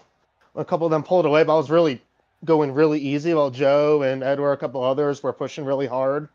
So yeah, obviously got the caution there, so it didn't really work out that run. But the next run it worked out where they all pit, and then I passed a couple more of them, and then obviously got the lead, and the rest is history at that point. But yeah, it was pretty tricky. But I mean, I felt like I had it under control. Because that first run, I think we went was it 58 laps, and I knew how much tire I had left over to where I knew how hard I could push from then on. So I think we had like about 70 or so laps on the last run there. So Yeah. I kind of knew how hard to push, and it would have worked out, but it just came up a little short. But it was tricky for sure, though. Well, congratulations on your finish. We'll see you next week in Richmond, right? Yeah, I'll be there. Thank you. And also thank you to Team Watson Racing Setups, Redline Racing Network, WLT2 Motorsports, Team Chevy, and yeah, everybody that gets it done around here. Well, good. Thank you for the shout outs, and we'll see you next week. Yeah, appreciate it, guys. Thank you. You got it. That's Alex Daffin finishing in either second or third. We'll see how it all goes. Let's grab Jordan Wenzel here and move Jordan into the booth. Hey, Jordan. Yeah, congratulations. I don't know what I'm congratulating you for. Did you? Is it a win? Is it a second? How's this all playing out? Well, you get a little insider info because I'm one of the admins.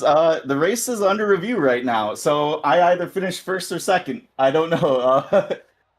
So we're looking into it right now for the penalty that was given by iRacing for a jump start. There's claims the 84 pushed the 58.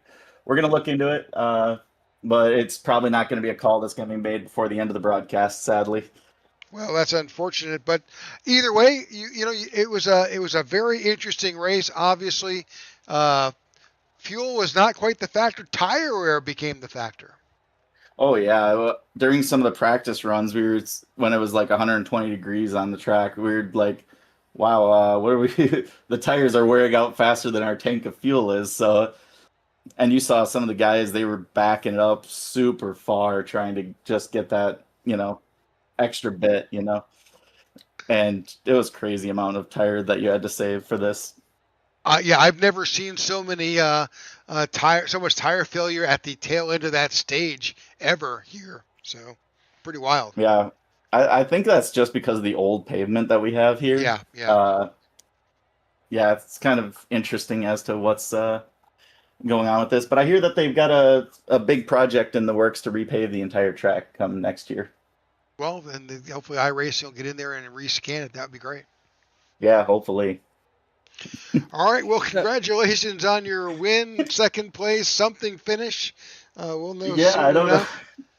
I don't know how to feel about it right now. Yeah, I don't know how to congratulate Eric. I say congratulations on your win or your 22nd position. So. Yeah, we're gonna look into that. It was still fun though, running this. It felt like you go to different lines, and it was good there, and yeah, a lot, and also just really good point day for me. So I'm looking forward to the regular season championship right now. Absolutely. Well, it's a fun race to call. Shout outs tonight. Got to shout out my team as always, SFM2, SFM1, all my friends over that are normally watching me in a different Discord, Jose, V, Cameron, Jess, David, Iris, Julian. They're always keeping me pointed straight. So, and then also in a memorial, Sergeant Bernard Rimbalski. He had unfortunately passed here at the prison that I work at, and shout out to him. If I won this, it's for him. All right. Well, our prayers are out for him as well. Well, congratulations on it. We'll see you next week. Alrighty, thank you. All right, that's your winner or your second place finisher there, Jordan Wenzel here at Iowa. Let's go ahead and bring Eric in because there's a story to tell. Eric, I'm not sure what I'm congratulating for, either a win or a 22nd position. Eric, your mic is off. Well, Eric may be in a discussion with the league admins. Eric, can you hear us? Yep. So I don't know what to say, whether you got the win or not. I mean, obviously, that's under review, but heck of a race tonight. Yeah, I mean, I had fun. I was enjoying on that first stage the long run we had, where I was able to go from the back to the front, win the stage, obviously, and then I was trying to just manage my tires for the rest of the race. Had an unlucky caution, which set up that one restart with Brian where he didn't really go, and then I kind of tried to put it in the middle. I don't think he really realized my nose was there. Kind of just came together a little bit. I picked up a little bit of damage there, and then on the next restart, obviously, we had Matthew spin his tires. I got caught up in that. That was about a minute of damage. I was able to repair that, get back out there, remained with 30 seconds of damage for just the remainder of the race. And I was somehow able to save my tires well enough to really start charging in the final couple laps and get up to third. Now, I thought that caution would be a blessing, but I took two, which was a move that I thought would just had like little to no risk. Only really on the restart was the risk. I knew the car would turn fine, took that risk, and the first restart went amazing. Big gap. They just wrecked. Tried again, and I got a little tap from Alec right before the restart zone, which pushed me over the pacing speed, which gave me a drive-through on the very start. Obviously, that's going to be up to the league officials to decide if they want to award that win to me or if it still goes to Jordan. But, I mean, yeah, I can't really speak on it. I'm not an official. It's really up to them. Well, again, congratulations. However it played out, it was a fun race to call and watch your charge up and how you managed the race tonight. We wish you all the best. Yep, thank you. Any shout-outs tonight before we let you go? Shout out my two friends, Matthew and Joey, watching this. And then, yeah, Guy Collymore, teammate. Another rough race for him, but I think he'll still be above the chase cutoff heading into Richmond. So, better for him. All right, we'll see how it all plays out. All right, there's your unofficial winner. We'll see what officially how it all plays out. Max, just kind of wrapping it up here. Solid race, kind of fun to watch. It was very interesting. So right from the get-go, I mean, you had hard chargers, you had guys kind of taking it easy. Definitely had comers and goers. A lot of things we talked about in the pre-race made us feel smart there, Rick. It kind of came to fruition, whether it was comers and goers, whether it was pit strategies, whether it was tire management, fuel save at different times. But every caution created a different story. And in a race like this, I mean, as annoying as that can be for the drivers to have to constantly pivot and shift, they all did a great job. And, man, you look at half of these guys that are in the top three, and the charts are up, down, up, down, up, down, especially for your possible winner, in the Bombard, where he went from, fifth place up to the lead and then dropped like a rock with those wrecks and the damage, and then still found a way to make his way up there at the end. Just shows the talent some of these guys have rising to the top. The few races in this league spontaneously that I get to come in and help broadcast, it just shows how this league is. Similar cats are always up there at the end of these races, battling it out each and every week. Doesn't matter what attrition comes their way, they're there. But a lot of guys that needed to have a good night had a good night with some different strategies and different things, and some of the recovery drives we watched and everything else. And I'll tell you, you know how I am, Rick. Our Wednesday night league that's with IWM is always 1 week after these guys, so on Wednesdays, and I kind of use this as reconnaissance a little bit to learn, and I don't know what I learned tonight Yeah, because it savor. seems like you can do just about everything. That's right. All right, so a couple of notables. Hard Charger Award will go to Austin Walton, plus 15 positions. Most laps led to Eric Shearer, and the fastest lap winds up going to Billy Smith, a 22.805 there. Well, just kind of wrapping up. Thank you all for tuning in tonight to see the iNRS series here at Iowa. For Max and myself, we thank you for tuning in and hope to see you next week. So for us and the folks here at IWM, good night. Be safe.